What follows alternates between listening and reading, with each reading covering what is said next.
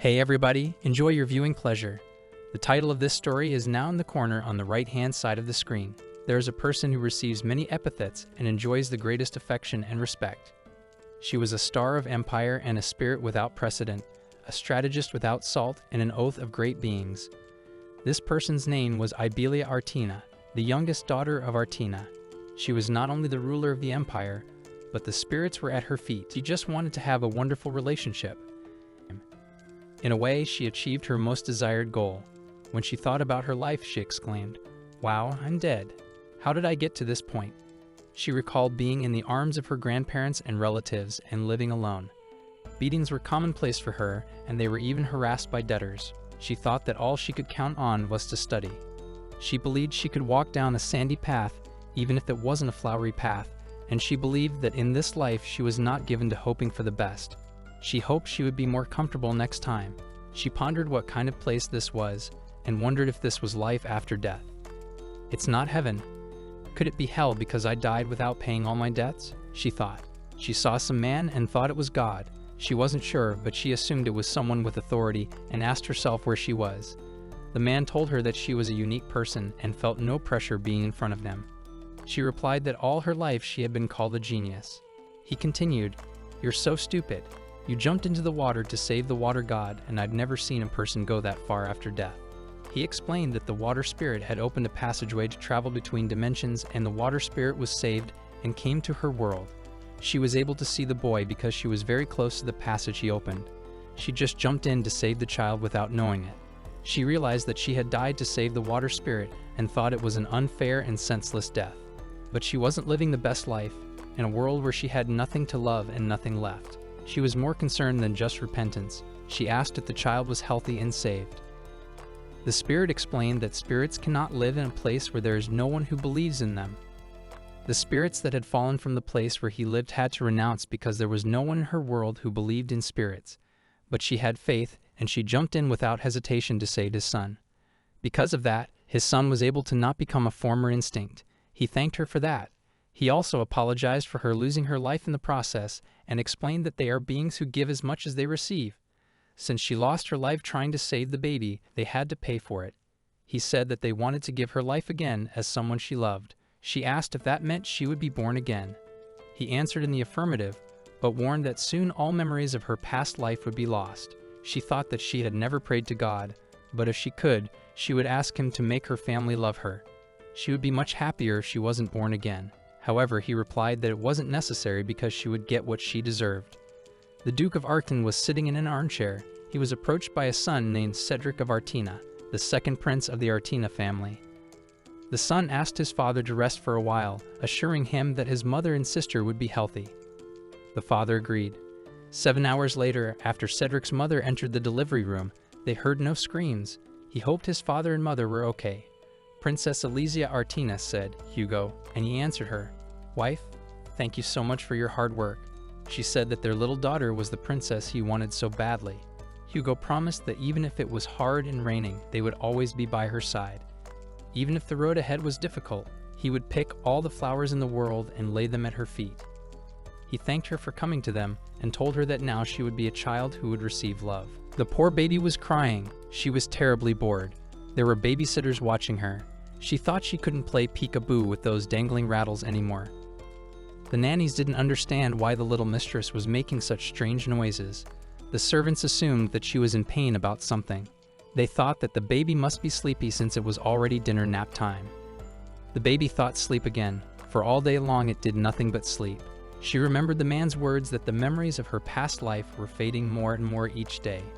She also thought that the words that the body and mind were inseparable were not unfounded, and that in a little more time she would completely forget her past and become an ordinary child. Each day was indistinguishable from the last, but she thought that was for the best. A younger gentleman came in and asked a servant named Vivienne if the little girl was asleep.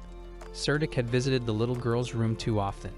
The servant greeted the lord and said that the little mistress had just had a small snack and was now going to take a nap.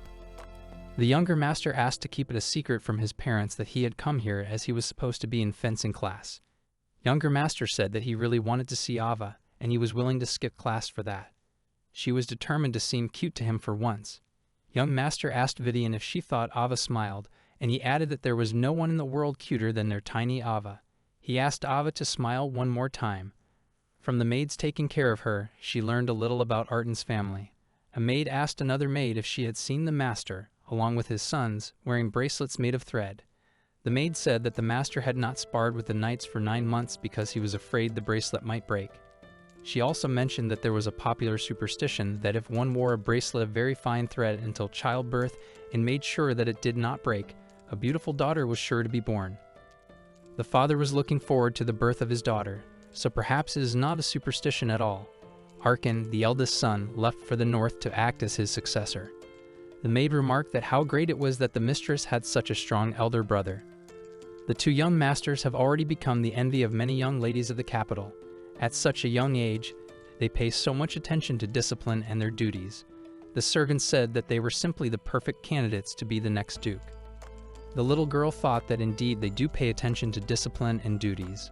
She also thought that she had barely managed to be born into a cozy and quiet family. The little girl thought that although she didn't hope for a road lined with flowers, but a life full of all sorts of unnecessary responsibilities was something she would like to give up. That same day, Arkin von Artina, the first son of the Artina family, visited his parents. The mother said what a blessing it was that he had returned safe and sound. The son asked if anything unusual had happened in the meantime. The father replied that not really, not really. The son wondered if they had been attacked again. He didn't understand how their Ava could be so beautiful. He told the woman that the girl looked a lot like her mother and was adorable when she laughed. He also mentioned that the little girl recently called him daddy, although she still can't say the word mommy. The woman added that their little girl hasn't learned to speak yet. The third character, listening to this, wondered and thought about what had happened in the 8 months he had been away. The mother told Arcane that Ava was already waiting for her big brother and asked him to go quickly to greet her. The son replied that he had to report to his father first. The mother insisted that he had never seen his baby sister yet. The son said he had no right to put personal matters above public affairs. Suddenly Cedric, a nice guy, came up and greeted Arkin, saying he hadn't seen him in a long time. Cedric had something unknown in his hands, and it caught the attention of those around him. They looked at him curiously, trying to figure out what it was. He, holding it in his arms, asks the other one if they are embarrassed by it. In response, the one states that it doesn't work that way and he will have to use his deadly technique to deal with the issue. He calls out to him, asking if the other will come closer. To this he replies hesitantly approaching. He is told that he needs to report back to his father and they will wait. This statement has caused a slight tension in the air. He thinks the report is not such an urgent matter, pondering how he could avoid this obligation. He knew his father was waiting for him, but had hoped to postpone the moment. One of them remarks that they don't think she looks any different today than she did yesterday. That comment made everyone wonder about her changes. Another says that she is even more charming today than she was yesterday. He smiled as he watched her demeanor and noted how she had changed throughout the day. He asked her to let him hold the baby in his arms, to which she was surprised. She hadn't expected such a request, and it made her wonder. He suggested that she not supervise him so strictly and let her hold the baby. He hoped it would make the baby feel more comfortable. The baby refused to eat the food offered and thought about who he would give the food to instead. He knew he couldn't eat it all and decided to share. She noticed that the baby wanted to give her daddy a treat and asked him to wait as his hand was pointed in her direction. It was a touching moment full of care and attention. He claimed he heard her call out to him. It seemed to her that even if he was right, it could cause chaos. She was concerned about the possible repercussions. The baby laughed, and he expressed the hope that his life would be as peaceful as this moment. It was a sincere wish filled with warmth. The father took the little girl in his arms and said that they were going to the Imperial Palace, but she didn't wish for it much, feeling some uncertainty and anxiety. A servant informed him that the Duke of Artina had arrived. He told him to let him in, knowing that the meeting with the Duke was important. The Duke greeted him, calling him the son of Arcadia. It was a solemn greeting full of respect and reverence. He felt that all the light of the world was focused on the Duke, thinking about it. These thoughts made him think of the Duke's importance and influence. The Duke noted that there was no one else here but them and suggested that they speak without formality. He wanted their conversation to be honest and frank. He asked him to help himself to some fruit brought from the kingdom, saying that he had thought of him and decided to bring it. It was a gesture of friendship and respect. He informed him that he had a request to make to the Duke. The Duke, hesitating, asked what a man who knew almost no cares could ask of him.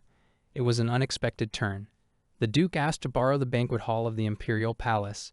It was an important request that could change a lot of things. He asked why the Duke needed the banquet hall. The Duke confirmed that he did indeed need the Emperor's banquet hall, and added that it was a matter of honor and dignity.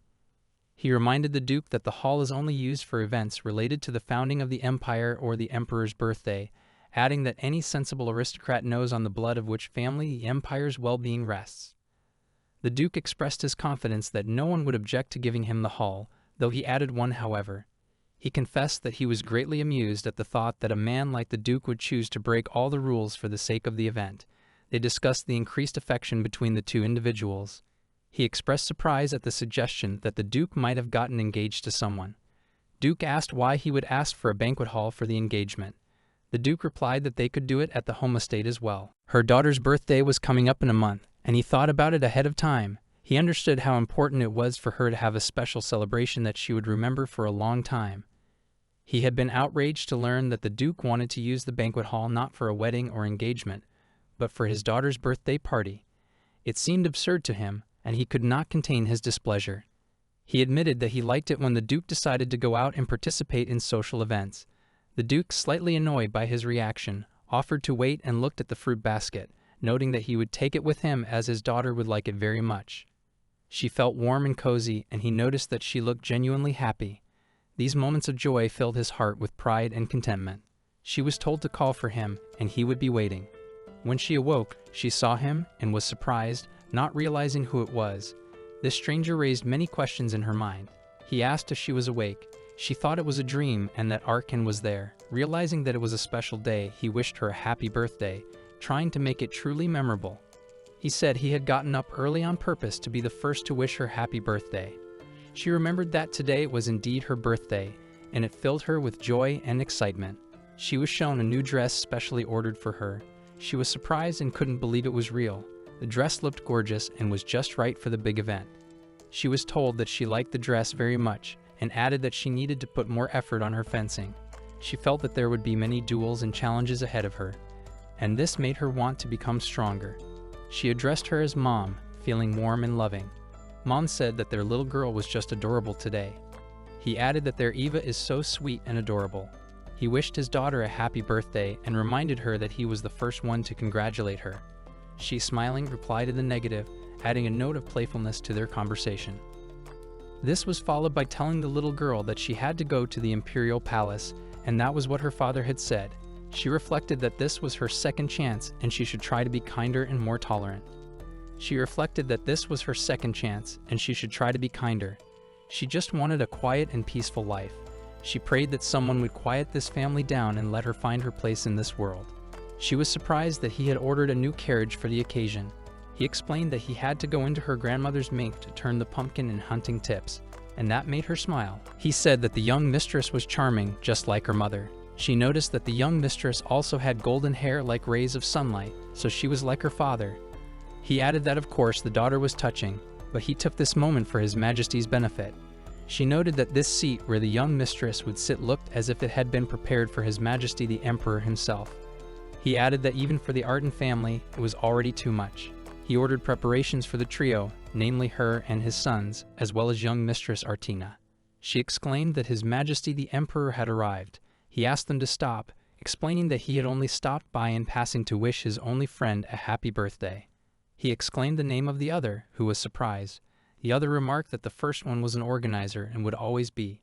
He then expressed his desire to begin by thanking all those who came to wish their family a happy birthday. He continued that he wanted to sincerely express his gratitude to everyone in attendance. He also mentioned who came today to wish their little girl a happy birthday. He then said that his daughter will light the road that the Artin clan will take. He added that he hoped that no one would stand in their way. He pointed out that the Artin family pointed out that the other has outstanding character. In response, he was told that it was an honor to attend the celebration. They then added that they had managed to get a fine bracelet while traveling throughout the Empire. The other expressed surprise, saying that the bracelet was nothing like anything they had seen before. He was also told that the pair contained magical power. He was told that the female celebrant was almost indistinguishable from her mother.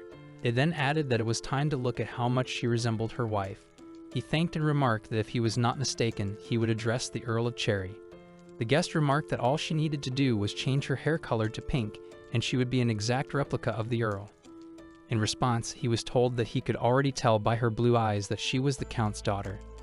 The other then added that there was no need to make a fuss over such obvious things. However, she sighed that she didn't understand anything. He remarked that he had not seen his lordship for a long time, then wished him a happy birthday to his daughter, introducing himself as Lucius de Fonte. She thought to herself that she didn't like him, especially his eyes, which seemed unpleasant to her. He apologized, saying that he would like to stop by the manor in person and congratulate them. The other replied that it was fine and that they hadn't been receiving guests lately. The thought flashed through her mind that there were rumors that the Marquis of Cassis had visited them. He thought that the capital's rumors could not be trusted, but he objected, explaining that he meant that they did not receive uninvited guests. The atmosphere grew heated, and the other suggested going for a little walk with Eva. She asked why her father was acting this way. He was reminded that His Majesty the Emperor almost a year ago. After the Emperor's death, the power in the palace passed into the hands of the current Emperor. The Crown Prince has been under the care of his relatives all this time, and although he continues to master his duties, the Emperor's rule remains in question. The Marquis de Fonte has been monitoring the situation in an effort to strengthen his position. Should the Crown Prince ascend the throne, the Marquis could easily find himself favored, which could also secure his place as regent. That would explain the strained relationship with her father. She asked herself if her eyesight could go bad at such a young age, and then she wondered what was going on. She saw something strange and radiant all around her. This man seemed to have power, and she felt she had gained a blessing. She asked if it was true. She was told that she was the first to understand them, even without a contract. Their energy was pure, like that of a lord, and they felt it was a pleasure to be around her. It was explained to them that they all came into existence because of him, and that they were called to protect him. He was told that he was the Lord who commanded all the waters of this world. She was asked to make a deal with them. She questioned what that meant. It was explained to her that they had been waiting for her body to build up enough power to make a deal. Now they would protect her. She marveled that such small fish would protect her, then added that she might have to protect them so that no one would catch them on a fishing line. She decided that she would protect them and announced that they would now be her friends. She was reminded that the rumors weren't lies and she was indeed a special person. She repeated after them that she was friends with spirits. She realized that she didn't need to say anything, just thinking was enough. She was shown how earth and sky, fire and water, the whole world, seemed to be connected. She was ready to accept their request to become companions and protectors. They asked her to become their companion so that they could fill the water with her spirit and become her sword and shield on her journey. She was invited to hear their request. She laughed, wondering what would happen if anyone found out about her pact with the spirits. She decided to keep it a secret for now. She then marveled at the silence around her and asked herself why it was so quiet. The heroine didn't understand what had happened to all of them. Spiritual magicians have a special mark on their foreheads that only the spirits themselves can recognize. This mark becomes visible at the first transaction, when the bond between the person and the spirits is imprinted on their soul. For about 10 minutes, the seal on the forehead lights up with a blinding flash of light. This is the only time ordinary people can see this mark. However, this time is enough to understand the nature of the spirits. All of this information is contained in the Huron Publishing House on page 605. The little girl didn't understand what exactly had happened. Everything around her raised many questions that she could find no answers to. She speculated that she could have done something wrong, and that was the cause of what was happening. He asked not to look and resented how dare someone look at his sister in such an obscene manner. Another character, calling her baby, came closer and remarked in amazement, "Is that really a spirit seal?" The crowd expressed surprise and disbelief as the little girl had just turned a year old. They urged everyone to take a look if they couldn't believe their ears. Another person confirmed with certainty that it was indeed a spirit seal and asked everyone to be quiet. He stated that it cannot be confirmed with certainty that it is a spirit seal and mentioned that he made a pact a year ago. He added that nothing more significant would have happened in the Artina family than this event. The last man mentioned that he had no doubt that the spirits would bless the empire. His confidence added to the confidence of the others present. Toth decided to ask Cedric to take the little girl for a while, if that was all right with him. However, the little one was not willing. It seemed that the nightmare was not over. The emperor looked extremely worried and unstable. He turned to another character, calling him Majesty, and offered to calm down a bit. The emperor replied with irritation, "Does he seem unstable?" and stated that there were rumors all over the world that their empire had lost the patronage of the spirits, and that former glory was a thing of the past. The little girl thought for a moment and reminded herself that the emperor was her father's master. She realized that this meant bread for their family, and noted that sustenance was the most important thing in this world. The little girl cried out in pain and said she would not give up her bread for nothing. The Duke picked her up in his arms, glad that she recognized her father's friend. He thanked the little girl for her help and support. The Duke hoped that in the future, the little girl would take care of the crown prince by helping and supporting him. The little girl replied with confidence that there was no need to ask her to do so, as she was always ready to help. The Duke, lifting the little girl in his arms, announced to everyone present that a spirit mage had finally been born in their country after so many years of waiting, and called for all the people of the empire to be notified of the event. The message stated that starting today, a 3-day festival would be held in the capital to celebrate the birth of the new spirit mage. She noticed that the festival was still going on. Another person confirmed it with surprise. The scars of the first battle with demons had still not healed. He noted that the opposite of a demon was a spirit, and wondered if the country's security was tied to the existence of a spirit mage. She asked him what had happened, and if the Marquis had done something wrong again. He replied that it was not the Marquis, as his problems were no longer of interest to him. She then inquired as to what had happened. He admitted that he was worried about whether they would be able to protect Ava. She said she'd been thinking about it too. He pointed out that their daughter's abilities had manifested right in front of everyone in the banquet hall, and now he was afraid that many people would try to get close to them. She agreed that that was true. He emphasized that their daughter was not only adorable, but also had outstanding abilities, and now all of the capital's chiggers would take an interest in her. She asked what he meant by that. He explained that he was thinking of putting knights on his daughter as guards before anyone did anything reckless. She expressed surprise and agreed that it was a good idea.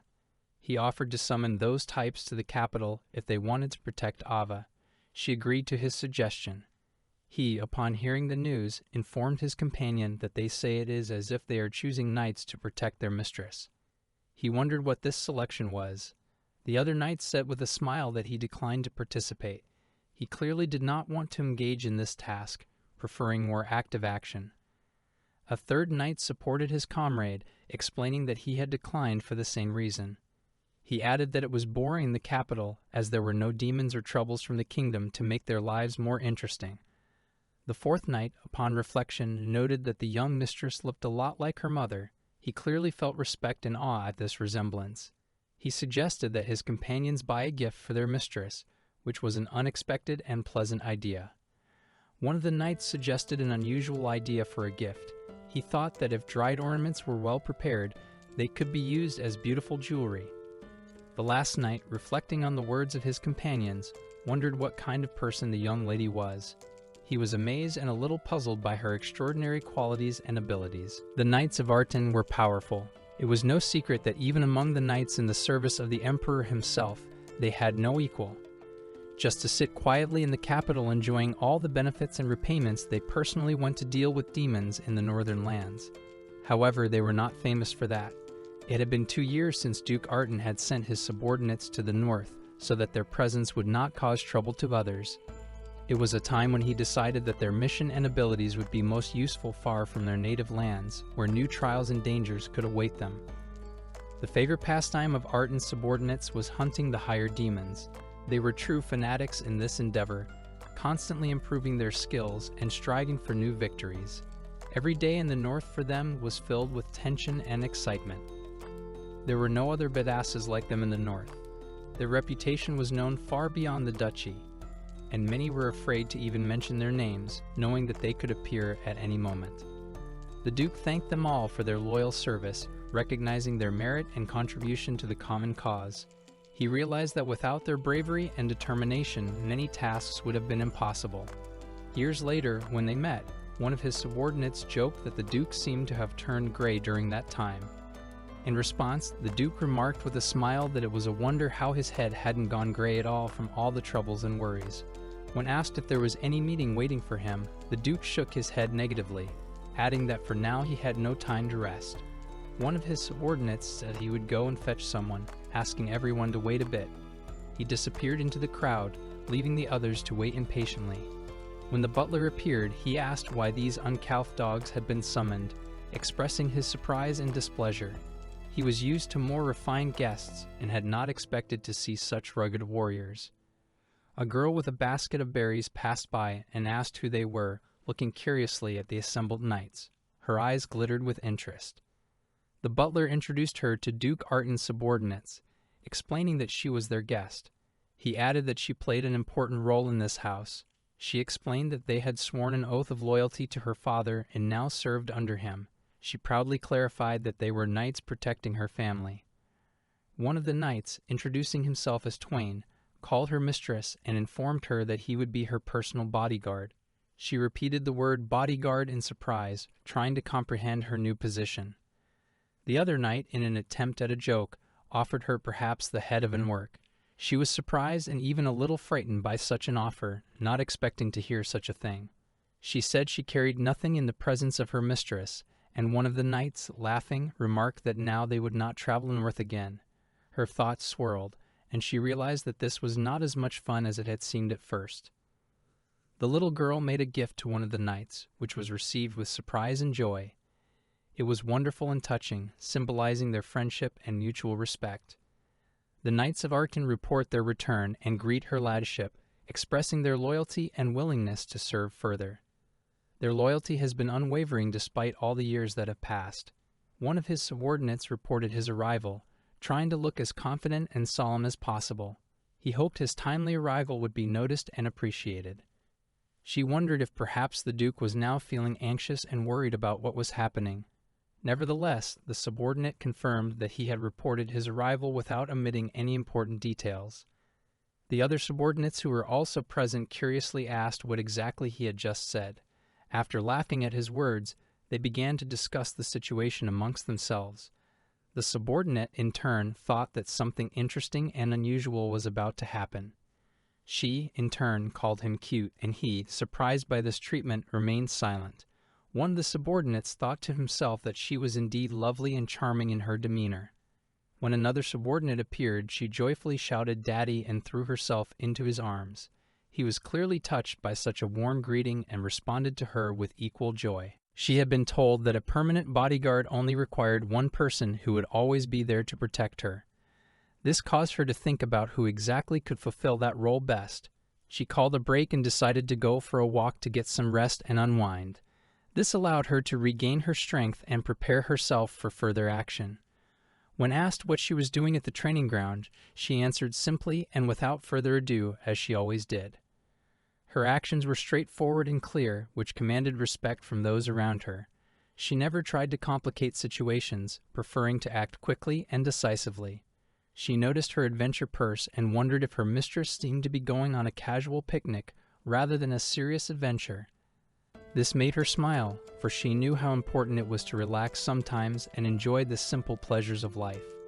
One of her subordinates had told her that she was a true adventurer and suggested that she take only the essentials with her.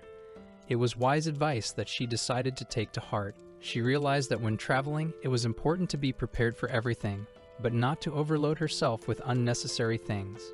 Another subordinate suggested that it would not be safe to send her on the journey alone and suggested that she be accompanied by her best bro for more protection. He was confident that together they could handle any difficulties. She thought about it and agreed, adding that it would be better if everyone went together.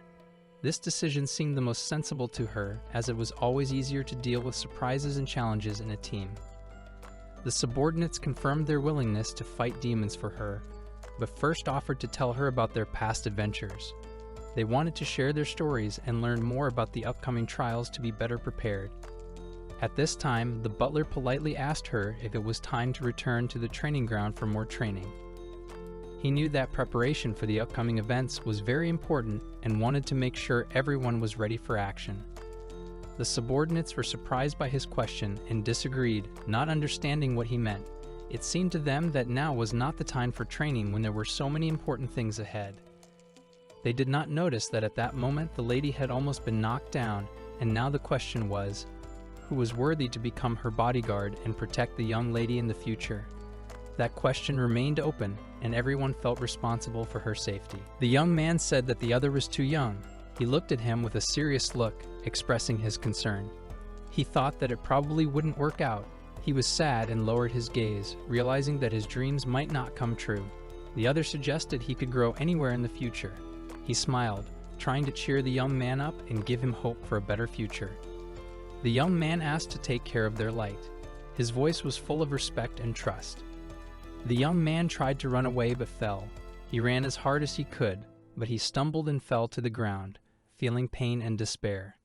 He lay on the ground, breathing heavily, and heard someone catching up with him. Heavy footsteps and ominous sounds were heard. Others appeared, saying that running away was not the most pleasant thing to do. Their faces were in shadows, and they smiled sinister smiles. They asked if he thought he could run away from them, and added that orders were orders. Their words were cold and merciless, reminding the young man of his helplessness. The young man fell to his knees, and they reminded him that they had been kind to him. He felt his strength leaving him, and felt despair. A glowing sword appeared in the frame.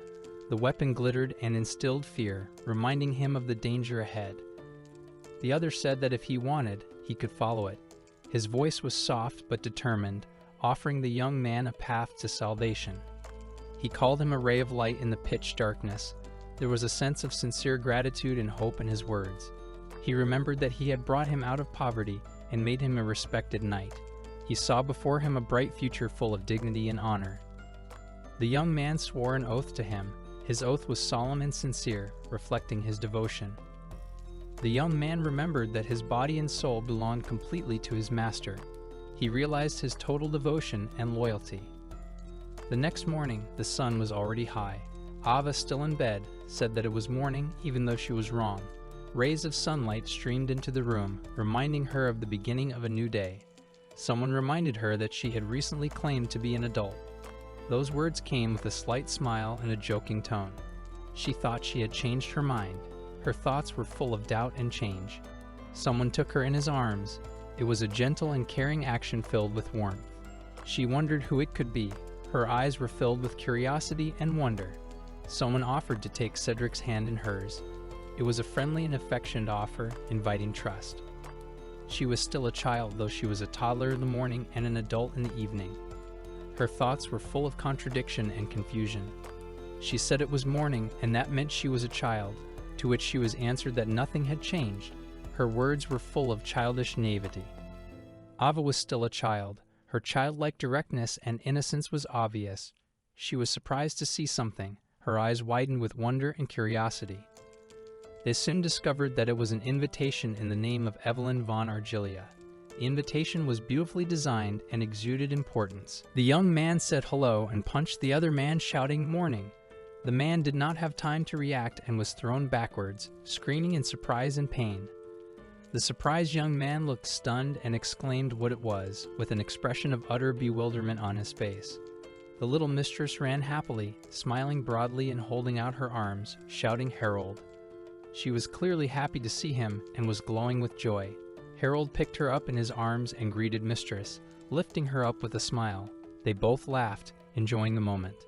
Mistress noticed the letter in Harold's hands and curiously asked to see it. He gladly agreed and opened the letter, his face becoming serious. Harold realized that it was an invitation from the Marquis of Cassis. He said this aloud, pondering the contents of the letter. He remembered that from ancient times, the Cassis family was famous for their magical abilities. Harold imagined the current Marquis, who was his master's close battle companion and one of the most influential people in the Empire. The little mistress asked Harold who she would play with if he left for the Marquis. Her face expressed a slight sadness and worry. She reminded him that he was an adult and could play by himself long ago. Her voice sounded a little reproachful, but still caring. Harold felt embarrassed and apologized, saying that Mistress had been an adult for a long time. He knelt, feeling embarrassed and slightly guilty. She said it was too much, but then went further and asked him to repeat what he had recently taught. He readily agreed and listened to her intently. Mistress ran off laughing and shouting that she would be back soon. She looked very happy and full of energy, even when others asked her to wait. She was scared when she saw the toy demon in the bushes and wondered what to do if it attacked. Her face expressed fright and determination. Mistress thought about how she could fit it in her head and decided that if someone pushed her, she would scream and try to defend herself. Her eyes burned with determination. She decided that if she was patted on the head, she would just kick the offender. Her gaze expressed determination and a fighting attitude. She was told she was doing well, but her mistress' legs were too short to reach the important things. The herald tried to encourage her, showing that she was still making progress. The youth addressed her politely, asking where she was going. He kept his tone friendly and encouraging, helping the mistress feel confident. He suggested that if anyone pulled her anywhere, she could just scream. She agreed, expressing determination and willingness to act. The mistress, hearing the shouts of the knights who were at that moment learning to follow new commands, agreed that she would always be protected and surrounded by loyal men. The herald noticed that the young man was wasting his time worrying about this. He felt his time had been wasted, but was still glad to see the lady. Her father, he reminded her, was the husband who becomes the biggest fool when it comes to his daughter. His face expressed concern and love for his daughter. The man explained that the knights who were supposed to be the protectors turned out to be even more rowdy than expected. They raised a ruckus and a commotion around the carriage. The other two men were riding the carriage, discussing their business and trying to keep an eye on the situation. They were preoccupied with what was happening around them. The little lady showed a toy bunny that was lying on the ground and exclaimed for her father to look at it. Her voice was full of childlike joy and excitement. The young man ordered this bunny to be put away, telling the servants to quickly pick it up and hide it. He looked slightly embarrassed. Her father said he wanted to show her this toy. He had made it for his daughter with love. Her face expressed joy and gratitude. The father explained that it was a toy bear, a handyman. He was her only friend in sleep and play, and she loved him very much. She thought about making many new friends, wondering if they could become as close as this bear. Her thoughts were full of hope. Harold remembered that this bear cub was a true friend to her, and his expression became thoughtful and touching. Her father told her that her new school would be full of new opportunities and people she could make friends with. His voice was full of optimism and confidence. She held her bear cub and thought about how important it was to make lots of friends. Her eyes shone with joy and hope for the future. Harold smiled as he looked at her and said that despite all the trials, they would always be there to support her. His voice was full of confidence. Harold remembered how long it had been since they had seen each other and expressed his desire to spend more time together to make up for lost time. Her eyes sparkled with joy and hope. He took her hand and introduced her to his children, and they were delighted to meet. He hoped they would become good friends and support each other. The lady thanked everyone for meeting and hoped to meet again soon. Her voice was full of gratitude and friendliness. Harold pondered the future, looking at his hands and imagining what was in store for them next. His thoughts were filled with hope and doubt. They met a new acquaintance who greeted them with a smile. He was happy to see his new friends and hoped to meet them soon. Her father remarked that the boy she met was a true gentleman and advised her to be careful. Her thoughts were full of mixed feelings. He noticed that her friend was nice, and that made him smile. He hoped she would find many friends like that. She introduced herself to her new friend and hoped that they would become friends. Her voice was full of sincerity and friendliness. The young man noticed that Lillian had no friends at all. He emphasized that she would be incredibly happy if her mistress became her friend. His words expressed the hope that this friendship could bring Lillian joy and comfort. Lillian stood looking worried and pensive. She was quietly pondering how she should be in this situation. Her thoughts were filled with doubt and indecision, but she knew she had to make a decision. The little mistress joyfully offered Lillian to be her friend, expressing her sincere desire. Her eyes shone with joy, and she was full of enthusiasm, hoping that Lillian would accept her offer. In the future, the two girls would often recall that time, the moment when they intuitively felt that they had become friends. It was the beginning of their long and strong friendship that would endure many trials. Mistress suggested that they simply call her Ava, accompanying her words with a friendly smile and a raised thumb. Her gesture was simple, but it showed her sincerity and desire to establish a warm relationship. The confused boy was surprised at this suggestion, not expecting such informality. His face expressed surprise and slight embarrassment. He didn't know how to react to such openness. The young boy said that it was very nice of mistress to respond to the offer. His words expressed approval and support. He was glad to see new friendships being made.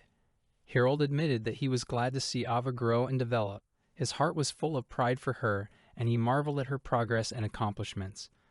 Ava was portrayed as Oceania's best flower and favorite perfume, which emphasized her importance and special place.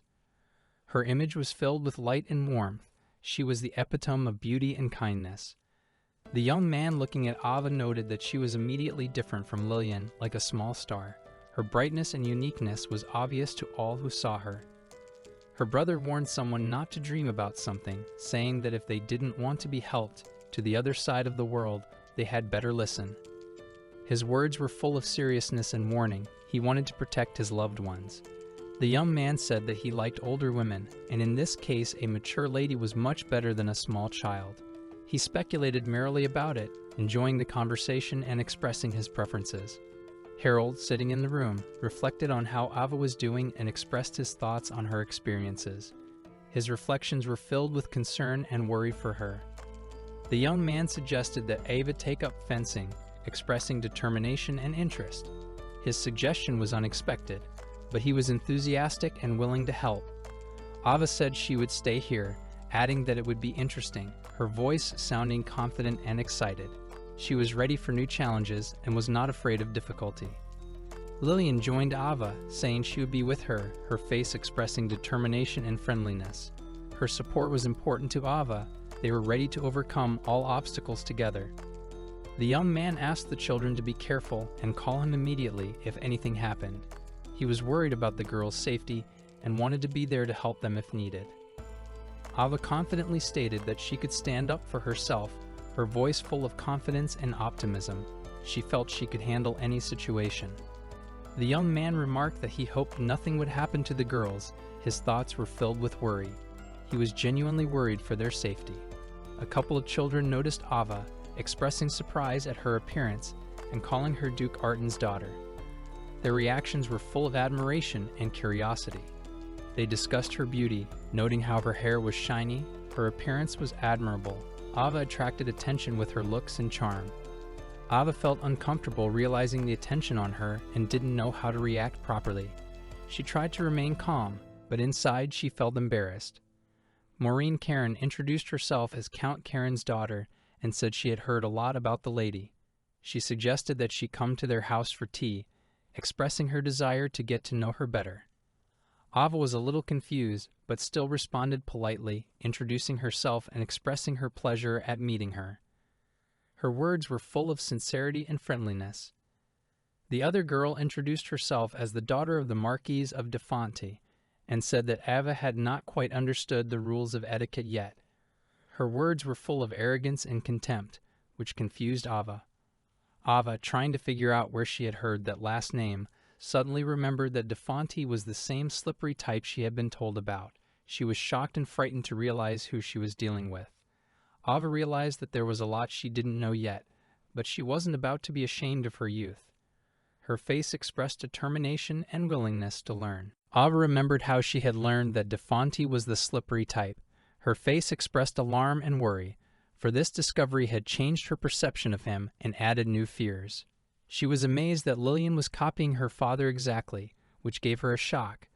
Ava couldn't believe that Lillian had so skillfully adopted his mannerisms and behavior, which made her even more dangerous.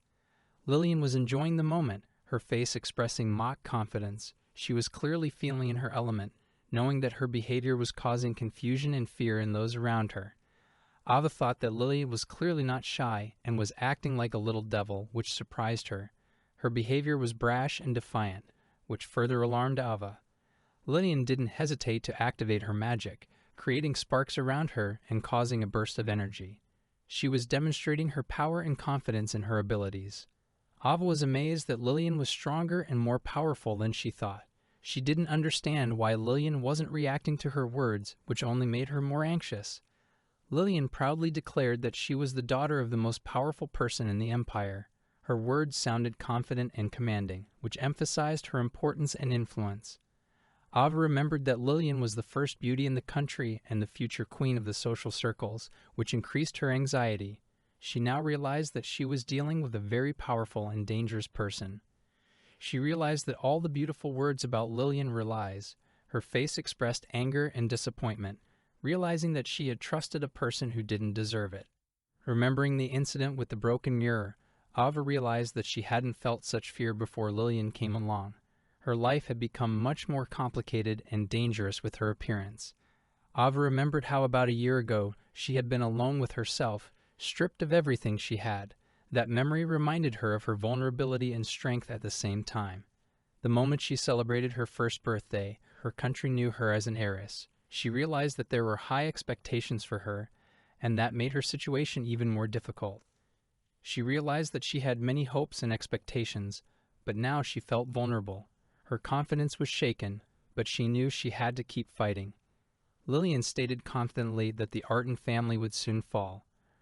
Her words sounded ominous and threatening, which sent a wave of terror and bewilderment through Ava.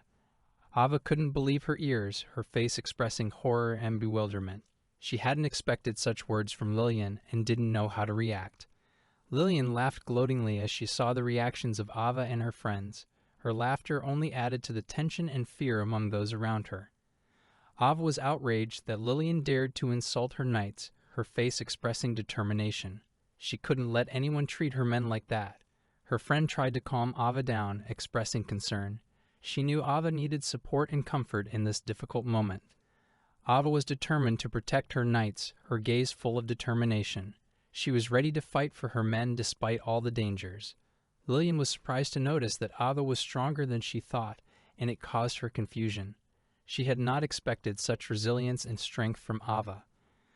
Ava used magic to successfully repel Lillian's attacks. Her actions were fast and precise. She was demonstrating her skill and confidence in battle. She remembered how her friend and comrade-in-arms was always there for her, supporting her in difficult moments. These memories gave her the strength to keep fighting. Her friend stood by her side, watching and expressing support. Her presence was important to Ava. She felt she was not alone. Ava, stunned by what was happening, couldn't understand what was happening or how to handle the situation. Her thoughts were full of doubts and worries. Lillian looked at her mockingly, her face full of gloating. Her behavior only added to the tension and fear among those around her. Ava realized that Lillian and her minions would stop at nothing to get their way, and it made her angry.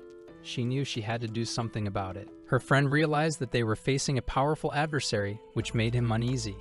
He realized that they were facing an uphill battle. Ava created a powerful stream of energy that threw Lillian and her minions back.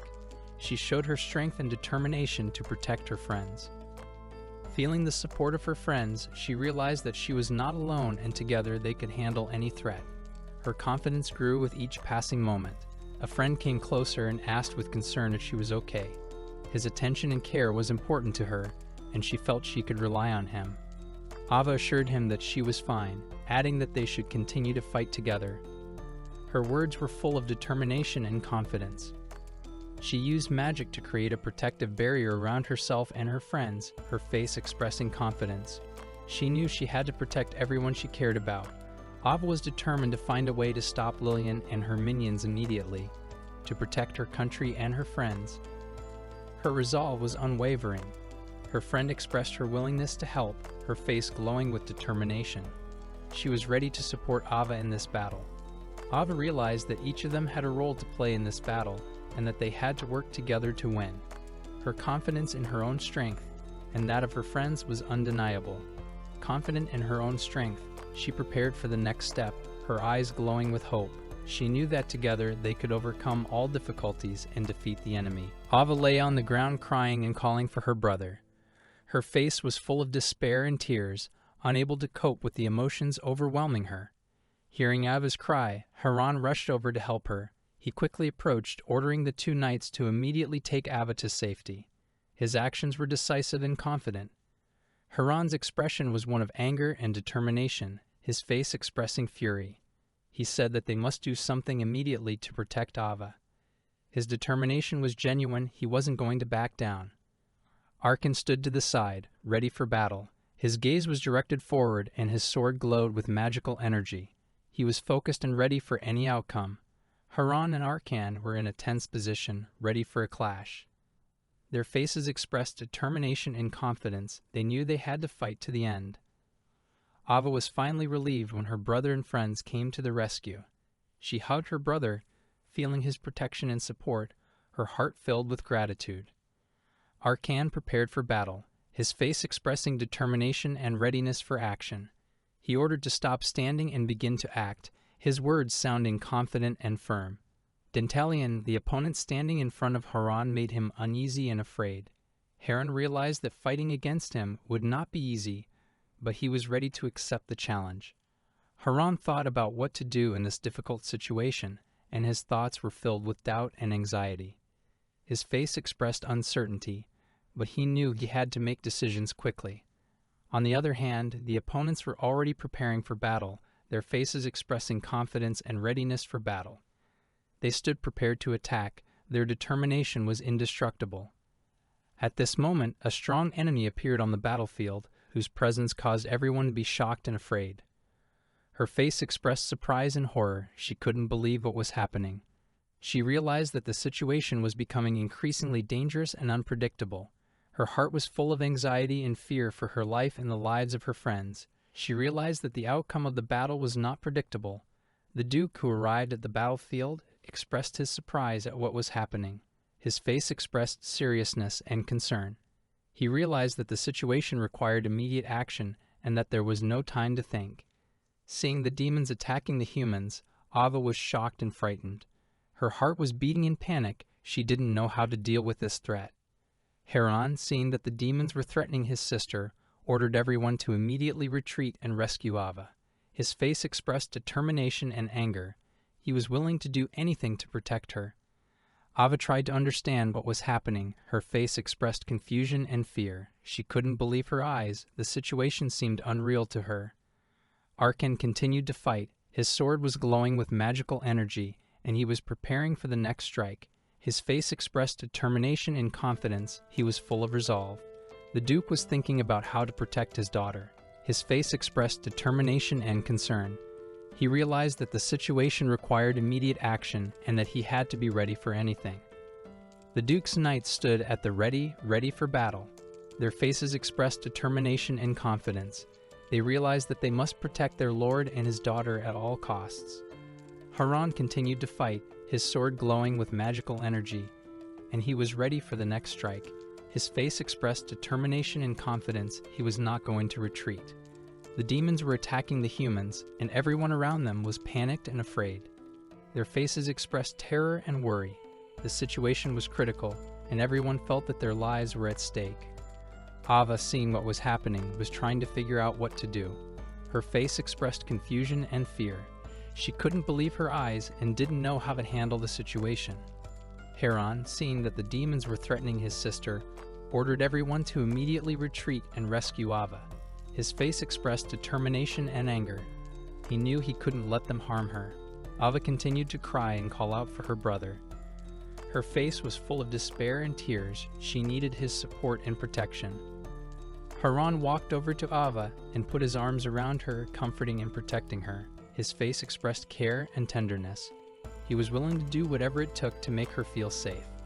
Arkan continued to fight, his sword glowing with magical energy, and he was ready for the next strike. His face expressed determination and confidence. He wasn't going to give up. Ava was finally relieved when her brother and friends came to the rescue. She hugged her brother, feeling his protection and support. Her heart was full of gratitude and love. When Duke Arden pointed out the man who had brought the demons, he began to deny his guilt and fear. He shouted that it was a misunderstanding and assured everyone that he even attended church every week. His voice trembled with fear, and he tried with all his might to prove his innocence. Duke Arden, not believing the words of the accused, summoned a priest to confirm his innocence. The priest carried out the order by creating a magic circle and invoking a spell. His actions were precise and confident. The magic filled the air with tension. Duke Arden contemplated what to do next. Deal with the man here or send him to the emperor. He realized that either way, He needed to act decisively so as not to harm others. His face expressed seriousness and concentration. Arkin, knowing the whole situation, ordered the culprit to be detained. He expected the priest to confirm his words and reassure everyone. His determination and confidence in the rightness of his actions was evident. Lillian, after expressing her gratitude and apologizing for the delay, explained that she had something to say before making a final decision. She added that when the demons appeared, Mrs. Artin had tried to protect everyone, but she had been pushed towards the demons. Her words sounded sincere and touched many. One of the witnesses stated that it was a lie. She assured that Mrs. Artin had simply bumped into her when she got up from her chair, and no one had actually pushed her towards the demons. Her voice was full of indignation and determination. The other witness, on the other hand, cried out that it was exactly as it was said. She explained that Mrs. Artin had actually pushed her, and that was why the incident with the demons had happened. Her claims were emotional and convincing. Marquis, after hearing this, thought about how to handle the situation. He realized that if this continued, the accusations could lead to serious consequences. His face expressed worry and indecision. Lillian's father looked at his daughter in panic and tried to understand how all this could have happened. He knew that if he didn't find a way to justify himself, he would have to answer to the Emperor. His face expressed fear and worry. Duke Artin, while discussing the situation with another nobleman, said that after he gained power, Lillian would become the Empress, and then everything would change. His words sounded confident and resolute.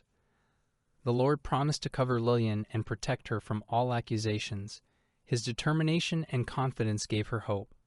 He was willing to do whatever it took to protect her. Arkin and Duke Artin decided to take Ava and the other children away from danger. They realized it was the only way to save them. Their faces expressed determination and seriousness. Duke Artin, looking at Ava, noticed that she was frightened. He reassured her, promising her that everything would be fine and no one could harm her. His words were full of concern and reassurance. Arkin agreed with his father and assured Ava that safety awaited her. He asked her to come with him sooner, and they left the dangerous place together. His face expressed care and confidence. Duke Artin was determined to deal with those responsible. He knew that if he didn't stop them, the consequences would be disastrous. His face expressed determination and firmness. Witnesses to the incident expressed their surprise and concern. They realized that things could have ended much worse if not for the decisive actions of the Duke and his allies. Their faces were full of gratitude and respect. The knight, watching what was happening, prepared for battle. He knew that the enemy would not give up so easily, and he would have to defend everyone to the last. His face expressed determination and confidence. The Lord realized that his enemy was very close by. He prepared himself for battle, determined and confident in his abilities. His face was determined and ready for action. Duke Artin and his allies decided not to rest on their laurels. They knew that new challenges lay ahead, but they were ready for them. Their faces expressed determination and confidence. Arkin and Ava, having recovered from the incident, continued their journey. They knew that things would be different now, and together they would be able to face any challenges. Their faces expressed confidence and determination. Ava, smiling, expressed her gratitude to everyone who had helped her. She knew there were many challenges ahead, but she was ready to face them with confidence. Her face expressed joy and gratitude. The next morning, Lillian, Ava, and their friends enjoyed a sunny day. They decided to forget all the difficulties and just enjoy life. Their faces shone with happiness and joy. They went for a walk together, enjoying the warm sunshine and the beautiful weather. Lillian invited Ava to play, and she happily agreed. Their faces were happy and carefree. During their walk, they ran into an old acquaintance who was happy to see them. Lillian, Ava, and their friends decided to spend the day together, enjoying every moment. Their faces expressed joy and friendliness. Ava and Lillian continued their adventures, finding joy in every moment. Their friendship grew stronger and stronger, and they knew that many happy days lay ahead of them. Their faces expressed confidence and happiness. Ava, surprised to meet the stranger, asked him who he was. The stranger, smiling, replied that he was a demon. Ava was shocked by this discovery, but decided to trust her new friend. Her face expressed surprise and curiosity. The stranger, seeing her confusion, assured Ava that she could trust him. Ava, calming down a bit, decided to learn more about her new friend and his world. Her face expressed interest and readiness for new discoveries. Lillian, startled by her encounter with the demon, wondered who was in front of her. Agressus the demon replied that he was one of the 72 demons controlling the demons. Lillian was shocked and couldn't believe that a demon could be so friendly. Agressus confirmed with a smile that he was indeed a demon, which surprised Lillian even more. She had no way of understanding how demons could be comparable to humans. Agressus explained that among demons, there were those who ranked in important places. Lillian was confused and did not know what to do next. She remembered all the horrors associated with demons and fear gripped her. The question of what to do in such a situation resounded in her mind. Trying to cope with her emotions, Lillian remembered her task. She turned her attention to the strange man in front of her and asked another question. Agressus, realizing her confusion, tried to calm her down by laughing at the situation. The demon, laughing, noted that all demons laugh when they are scared. Lillian was surprised at this behavior and asked what was so funny about the situation. Agressus, smiling, explained that it was simply part of their nature. Lillian, relaxing a bit, asked the demon about his name. Agressus replied that demons don't usually give out their names, adding that it makes them even more mysterious. Lillian, playing with the demon, tried to understand its nature. Agressus, for his part, enjoyed interacting with her. They discussed various topics, and Lillian grew to trust him more and more. At one point, Lillian heard her name being called. She looked around and saw that her friends were already looking for her. Agressus noticed her concern and offered to keep their meeting a secret. Duke Artin, upon seeing Lillian with the demon, was shocked. He approached her and asked what she was doing here alone. Lillian explained that she had met a new friend and tried to calm her father down. Arkin, seeing that the situation was starting to get out of hand, decided to intervene. He suggested that everyone calm down and deal with the situation. Duke Artin agreed with him, realizing that they needed to act wisely. Lillian, hugging her father, felt relieved. She knew that everything would be all right and no one would hurt her. Duke Artin had promised to protect her and her new friends. Agressus, watching this scene, noted that everything had happened so quickly. He realized that he had found new friends among the humans and decided to stay with them. Lillian, laughing, told Agris about her adventure with the bunny. Agris was surprised by her story and asked if she had really seen the bunny. Lillian nodded confidently, adding that it was a very cute bunny. Lillian and Agris continued to discuss their encounter, savoring every moment. Agris promised that they would meet again, and Lillian was glad of that promise. The next day, Lillian returned home to find more gifts waiting for her from the knights. She was surprised at the number of them and decided to distribute some of them to the other children. Duke Artin, watching Lillian, was proud of what she had done. He knew she would grow up to be kind and caring. Lillian said goodnight to everyone and went to bed. In her dream, Lillian saw a bunny who came to her. She was glad to see him and decided that she wanted to see him again. The bunny promised to come next time, and Lillian fell asleep with a smile on her face. At the end of the day, Lillian felt happy and secure. She knew she had friends and family who would always be there for her. Lillian found herself in the water element and slowly fell into a deep sleep, with water spirits floating around her. At that moment, she saw a light figure that spoke her name. Her voice was quiet but full of power, which made Lillian feel warm and calm. Before meeting Lillian, the light figure had very little dealings with humans. He could distinguish the colors of their souls and saw them drown in despair. Each person seemed equally empty and gloomy to him, which caused him deep sadness and disappointment in human nature. He pondered why these creatures could not find peace. Looking at the crowd, he wondered how one could live with such a dark soul. Perhaps this girl could change his mind and show him that there was more to humans than he had ever thought. He never thought there would be someone in this crazy world who could change him. He watched the city, immersed in its perpetual hustle and bustle, and his thoughts were filled with doubt and hope at the same time. Lillian had become a ray of light for him in this chaos. Lillian stood on the edge of the cliff, ready to jump into the water. Her feet left the ground and she began to fall. Her desire to save the water spirit was stronger than her fear, and she felt she had to do it despite the risks. She plunged into the water with desperation and hope. It was an incredible adventure for her, for she was trying to save the water spirit despite the danger. Every moment in the water seemed like an eternity to her, but she did not give up. Although her actions seemed reckless, Lillian saved the water spirit's life. She was willing to sacrifice herself for him. The spirit, admiring her bravery, decided to thank her by giving her protection and strength in the new world.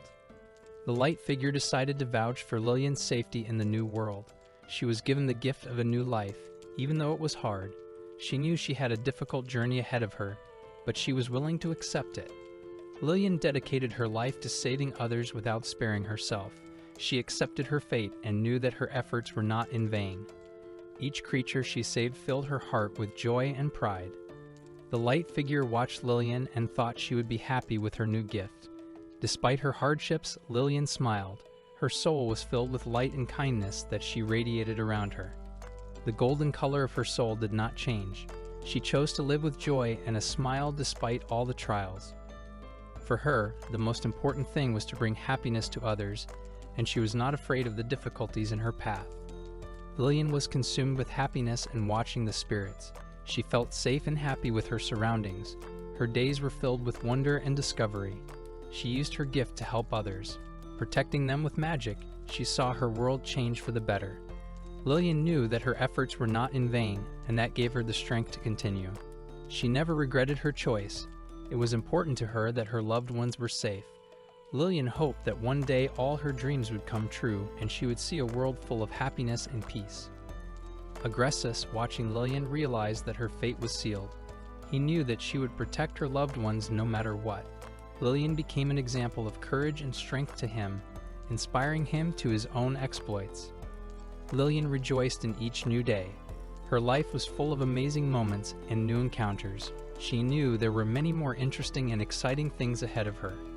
Lillian came home and saw a basket of fruit waiting for her. She was overjoyed and thought that today would be a special day. Her heart was full of gratitude and joy. She remembered that she had left orange juice to drink with her cookies. Lillian got ready for the feast and ran into the house, anticipating a delicious and fun evening.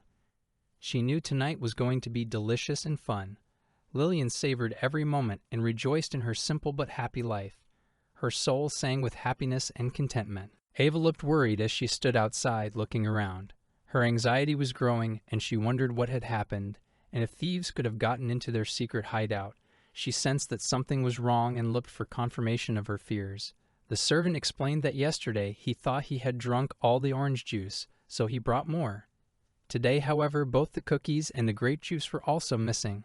His words confirmed Ava's fears, who was now certain that thieves had indeed broken into their hideout. The captain of the guard suggested that only the food was missing, to which Ava confirmed. She looked worried, realizing that thieves had gotten into their shelter.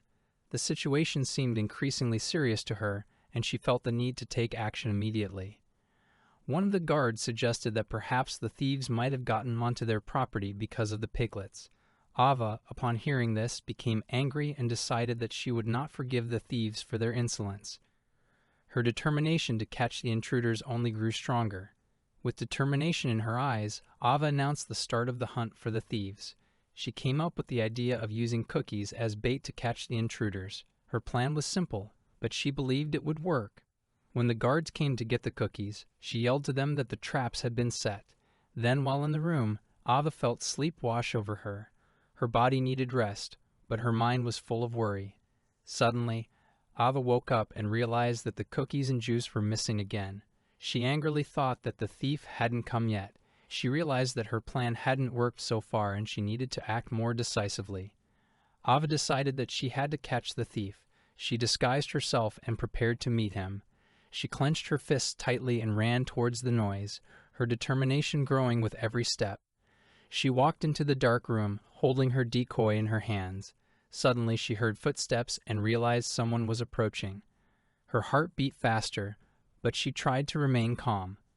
Ava looked around, noticing that the thief was probably still here, and headed towards the sounds. She stepped confidently, never letting her guard down. Every step she took was careful and deliberate. Suddenly she saw a figure and shouted that she had found him. The thief was in front of her, and she prepared to fight. She was prepared for any eventuality. She noticed a man looking at her in surprise. Ava realized that this was not just a thief, but someone who considered this land his. His confidence made her wonder about his motives. The man demanded respectful treatment, despite the fact that he was being rather rude himself. Ava wondered why she should be polite to him, but realized that conflict could lead to unpredictable consequences. The man explained that he had been here first and considered this place his secret hideout. He asked Ava to be more polite and respect his right to this place. His words made her wonder about justice. Ava was confused; she didn't know how to address him. The man seemed rather strange to her, but she decided to find out more about him to understand how to proceed. He explained that this was his secret place and he wanted Ava to leave. However, she was determined to prove that she had a right to be here too. Her determination and confidence in her rights was unwavering. The man invited Ava to follow him to show him something important. She was incredulous but followed him, hoping to find out what he was going to show her. The man led her to a suitcase filled with his prized possessions. He wanted to show that he was here first and had more claim to this place. His proof looked convincing. Ava looked at the suitcase and realized it was proof. She surprisingly recognized that he had been lucky enough to find this place first, and now she had to consider how to proceed. The man looked tired and thoughtful. Ava realized she didn't want to fight with him.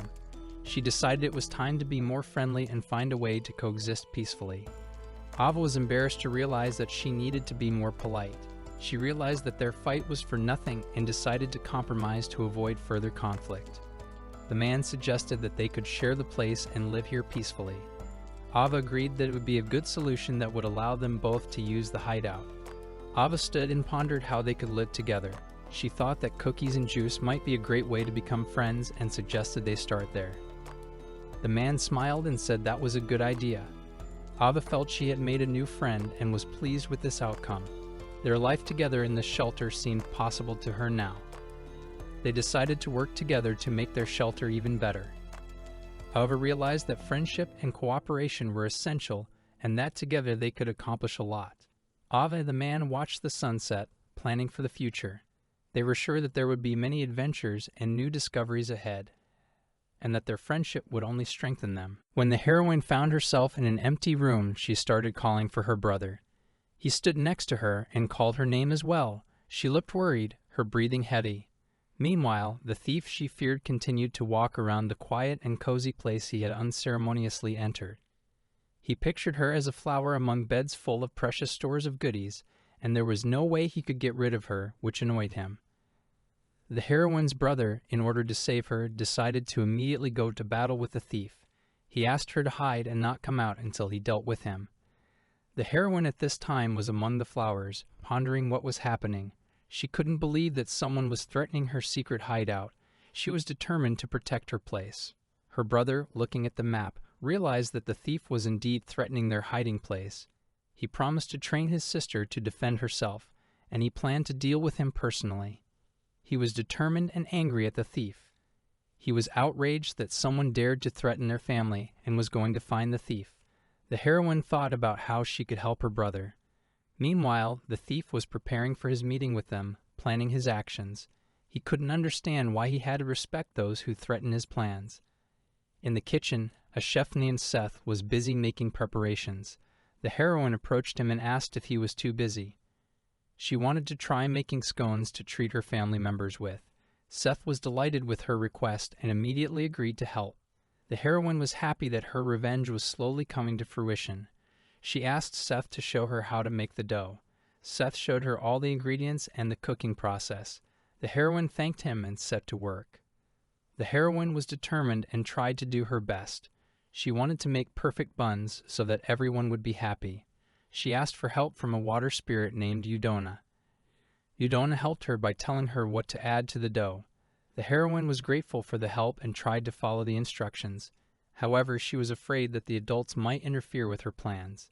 The heroine tried to be careful, but her plans were still in danger. She was angry at herself for making a mistake. Still, she kept working, hoping for the best. The thief didn't sit idly by either. He made his plans, thinking of ways to thwart the heroine. He was annoyed by her persistence and tried to think of ways to hurt her plans. The thief thought that the heroine was too naive and would easily fall for his tricks. He decided to continue his attempts to thwart her. The heroine, for her part, was determined not to give up. Meanwhile, the thief who had been stealing from the heroine was making plans to take over her hideout. He could not believe that his plans could be ruined. He continued his attempts despite all the obstacles. The heroine wasn't about to give up either. She was determined to protect her hideout and prove that she could handle any difficulties. She tried to be strong and not give in to provocations. The thief continued his attempts, but the heroine was ready to fight. She realized that she had to protect her place and not let him take over her hideout. She was determined and was not going to back down. The heroine pondered her actions and planned how to defend her hideout. She realized that she was in for a tough fight, but she was ready for it. The thief wasn't going to back down either and continued his attempts. They both realized that a difficult battle awaited them. The heroine was determined and the thief was persistent. A clash awaited them that would decide who was stronger and more persistent. The story ended with the heroine and the thief continuing their fight, each with their own plans and intentions. She was ready for the difficulties and was not going to give up, despite all the obstacles. After the heroine thought about baking goodies, she suddenly ran to her home. Her heart beat faster with excitement, and she was determined to cook something special. She felt inspired and couldn't wait to put her ideas into action. At first, the heroine, angry at the thief of goodies, stopped going to her hideout. She was only 4 years old, and she finally got rid of the annoying thief who always stole something from her. It was an important event in her life that brought her a sense of relief. The heroine started learning fencing and enjoyed the winter days. Spring was near and she was looking forward to it, anticipating warm days and new opportunities to practice. Meanwhile, her parents were minding their own business, giving her plenty of time to improve herself. In her secret hideout with 3 windows, the heroine practiced hard. She enjoyed every moment she spent there and enjoyed the company of her friends who supported her in this important endeavor. The place became a real refuge for her, where she could be herself. Finally, the heroine was able to show off her skills. Her friends witnessed her success and supported her every step of the way. She was full of pride in her accomplishments, realizing that hard training was paying off. The heroine decided it was best to keep practicing until no one could beat her. She announced to everyone to stand still and stay back while she practiced. Her determination was visible to everyone around her. She continued to train, striving to become a better fencer. The heroine could not even imagine that her efforts would lead to such results. She was determined and was not going to stop at what she had achieved. The heroine practiced in her secret hideout, determined to become a professional. She dreamed that one day her efforts would pay off and she would become the best. Every day she worked on herself, hoping for a better future. When the thief returned, the heroine was frightened. She didn't expect him to show up and called on Udona to help her. Udona immediately began to protect her, ready to repel any threat. She didn't understand how the thief had found her secret hiding place. She realized he was here again and began to worry. Udona suggested pouring a bucket of water on him to scare him away and make him leave. The heroine began to think that maybe the thief had some other motive. She still couldn't understand how he found her. The thief explained that he sensed her energy and came here, which confused her even more. The heroine was determined. She wanted to learn swordsmanship and prove her strength. Udona tried to calm her down, telling her that she still had a lot to learn and that she had to be patient. The heroine realized that her training was not as easy as she thought. She tried to understand why she couldn't learn fencing as quickly as she would have liked. However, she was determined to continue her efforts. The thief suggested that she keep practicing and come to him for advice. He promised to teach her everything he knew. The heroine was glad of his offer and felt that it could help her become a better person. The heroine tried to understand how the thief learned to find her. He explained that he could sense her energy. She was surprised by his abilities and began to wonder about her own abilities. The thief suggested that the heroine keep practicing and not give up. He promised to teach her everything he knew. The heroine was determined to follow his advice and do her best to achieve her goal. They began practicing together. The thief showed the heroine how to hold the sword properly. She tried to follow his instructions and learn new techniques, improving her skills each time. The heroine was determined to become the best. She tried to learn everything the thief showed her. He was pleased with her progress and encouraged her to keep going, seeing how hard she was trying. The thief explained that he had personal reasons for helping her. He wanted her to become stronger and be able to protect herself. The heroine was grateful for his help and support. The heroine realized that she was not as simple as she seemed. She began to think about her future and possibilities. The thief continued to support her and teach her new techniques, helping her get better every day. They continued to train, and the heroine felt more confident. She was determined and wasn't going to give up. Thief was pleased with her progress and continued to help, seeing her eagerness. The thief tried to encourage the heroine by telling her that she was making great progress. The heroine was determined to continue her efforts and become the best despite any difficulties that might come her way. The heroine kept practicing despite the difficulties. She was determined and was not going to give up. The thief continued to support her and teach her new techniques, helping her to improve. The heroine realized that her efforts were not in vain. She was determined to keep training and become the best. The thief was pleased with her progress and continued to help her, seeing how hard she was trying. The heroine was determined to continue her training. She realized that there were challenges ahead of her, but she was ready for them. The thief continued to support her and teach her new techniques, helping her become stronger. The thief explained to the heroine that she had to be strong and persevere. He continued to support her and teach her new techniques. The heroine was determined to continue her training and reach new heights. The heroine continued to train despite all the difficulties. She was determined and was not going to give up. The thief continued to support her and teach her new techniques, helping her to improve. The heroine realized that her efforts were not in vain. She was determined to keep training and become the best. The thief was pleased with her progress and continued to help her, seeing her eagerness. Hero expressed a strong interest in the stories of the Blessing Festival. The heroine listened to him enthusiastically, joyfully raising her hands in the air and shouting "Peak Tilled." Her joy was contagious and lifted the spirits of everyone around her. The heroine admitted that she was happy to know that everything would go according to her plan. She pushed her opponent away while practicing and marveled at how quickly things had changed in her life. The inner changes gave her confidence and determination. A friend of the heroine, smiling, said that if she was interested in the festival, he had no equal in this matter. Another friend added that he knew all about the local emperors and their traditions, which further fueled her interest in the upcoming event. The heroine expressed surprise and delight at being able to ask any questions she wanted. She looked interestedly at her friend, who nodded in response, ready to share all her knowledge and stories about the festival. The hero explained that the festival that the heroine was talking about was held by the locals every year. He continued that the festival usually sells local treats and drinks, which makes it especially interesting and attracts many visitors. The heroine recalled how all her family and friends would tell her about the meaningless events. She smiled, imagining this holiday where every moment was filled with fun and joy, against all odds. A friend explained that he didn't know who the pointless ones were or how the festival was run. He suggested starting with the most interesting place he could show, assuring that the most exciting things would be there. The hero offered to tell about the most interesting places at the festival, as it would help the heroine better understand everything that was going on. He noted that the best known are those who live directly in the empire and know all its secrets. The hero pondered how long the thief would be able to avoid them and wondered why the type was even here. He also picked up on the fact that the thief is not going to stop there and continues his shenanigans. The heroine wondered what people usually think about while doing their business in the city. She suggested that her friend go somewhere to learn more about local life and understand them better.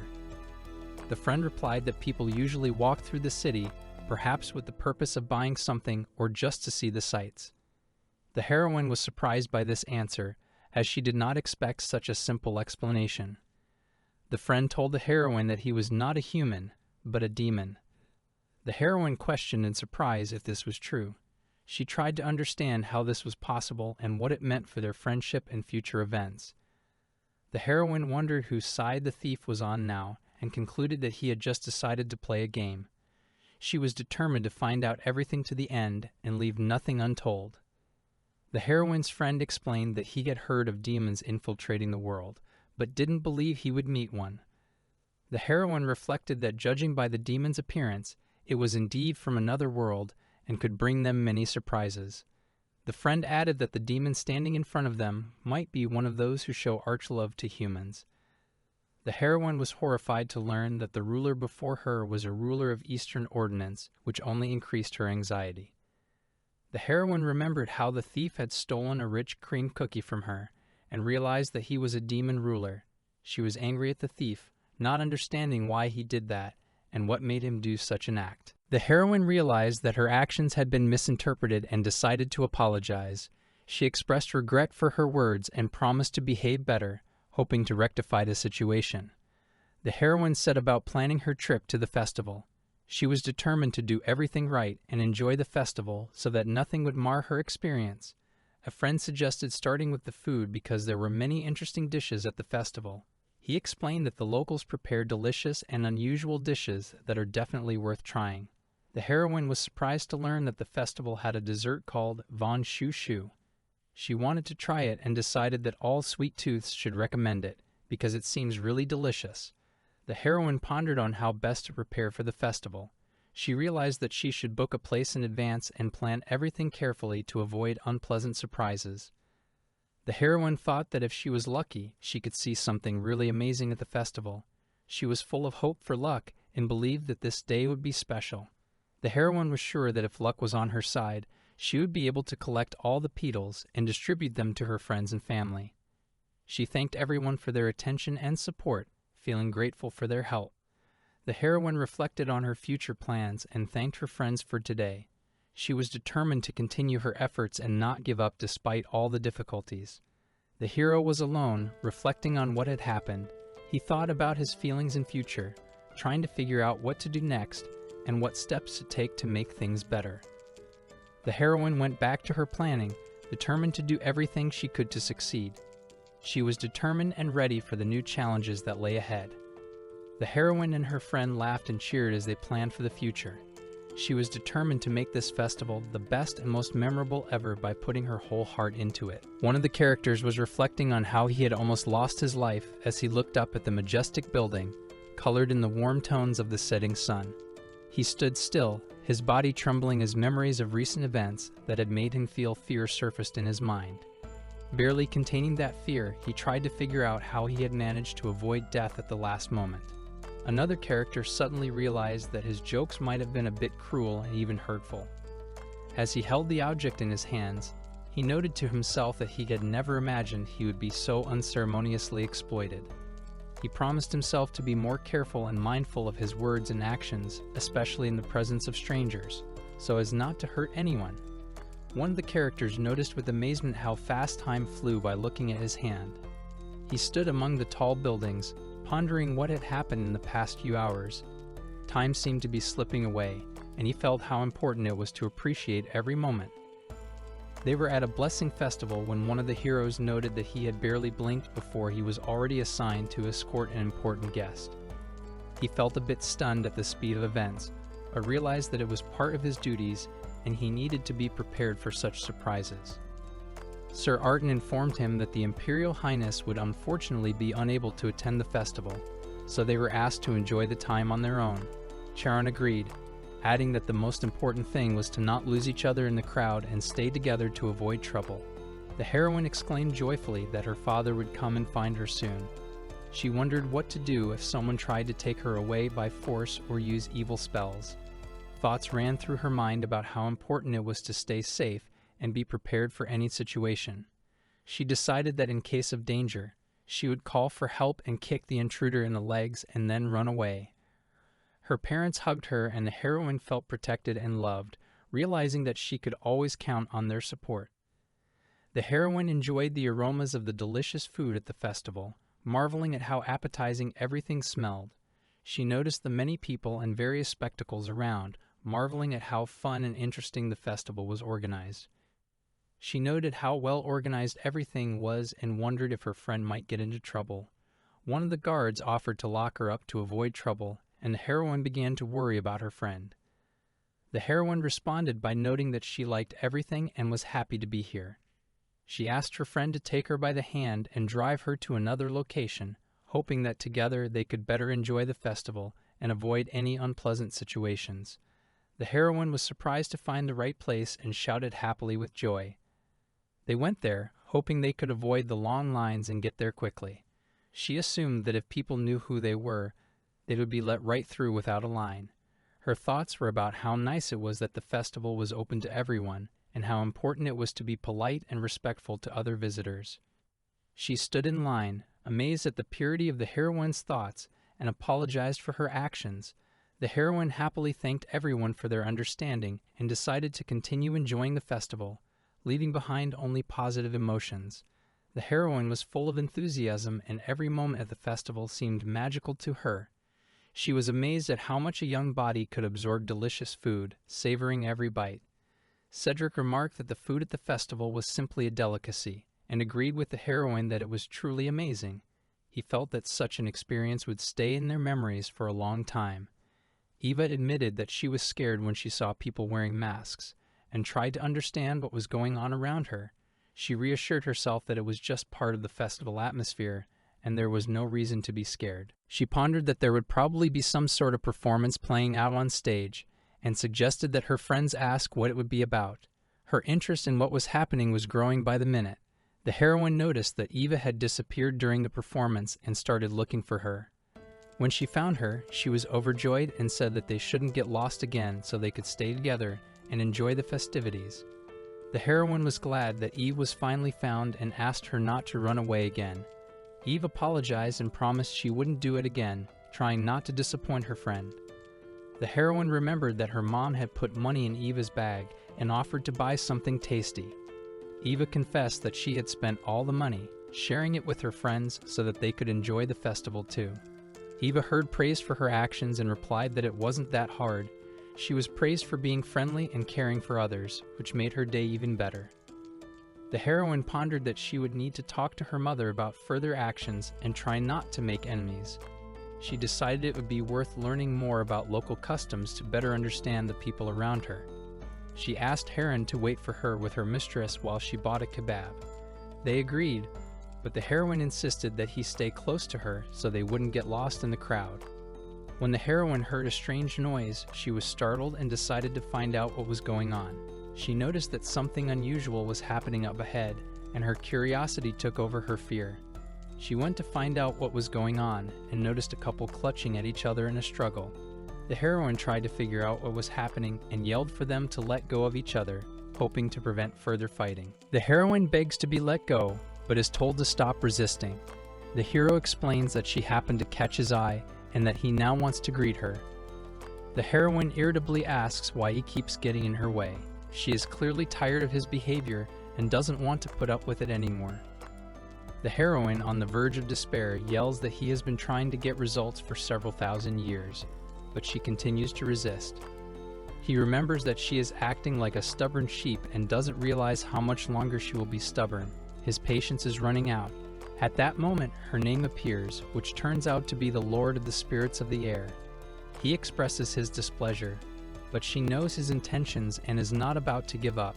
The hero assumes that her goal is to leave a mark, and he adds that he'll have to mark her a little too. He sarcastically reminds her of her weakness, saying that even though she's gotten stronger, her madness will only increase. He asks her to remember that it will be good if she makes the right decision. Her calm reply states that there will be no problems, and she guarantees it. He, with a forceful push, suspects that she is hiding behind her power but cannot let go of her hand. The situation escalates when he realizes that this isn't just a game. He expresses surprise and wonders what this boy is doing in the dark when everyone has dispersed. The heroine strongly urges action, prompting the hero. The hero, realizing that the situation is getting out of control, decides to leave, not wanting to leave the lady in distress. He recognizes the child, amazed that it is the same girl, and expresses admiration, finding her incredibly cute. Her thought is to take the girl with her forever. The hero realizes that this is exactly the girl he didn't expect to see here. He decides that he can't let her meet a certain Persian. He tries to trick the girl, convincing her that there is nothing interesting here and that it is better for her to leave. The hero notices that the girl understands perfectly well what is going on and that she has her own eyes. She listened to his words, and questions began to appear in her head. He decided that the girl was just a tool that she would use, and it almost made him feel sad. He even noted that from God's point of view, she seems like an ordinary girl. However, the heroine realizes that the girl is looking at her with great interest and says her name out loud as if saying goodbye or trying to explain something. The girl looks at the heroine in surprise, who then smiles softly and asks the girl to call her sister. The heroine smiles and seems incredibly kind. The girl is puzzled not to believe that such a beautiful girl could be human, but her words are full of respect and admiration, evoking touching emotions. Then she carefully inquires if the heroine is hurt. The heroine, however, assures her that it's all thanks to their little knight who saved them. The heroine thanks the girl for her help. She emphasizes that the hero almost died because of what happened, but calms her down by telling her that everything is already fine. The girl apologizes, realizing that the situation was serious, and realizes her role in what happened, feeling guilty. The hero jokingly states that he is a villain who survived after all. His smile and laughter show that the tension is subsiding. The heroine claims that all is well and that she and the hero are friends, but her tone seems a bit ironic, perhaps because of recent events. The heroine tries to reassure the girl, but her uncertainty is noticeable. The girl asks if everything she says is true. The heroine insists that everything is indeed all right. She tries to convince her that she can be believed despite all the recent events. However, the girl is still not convinced.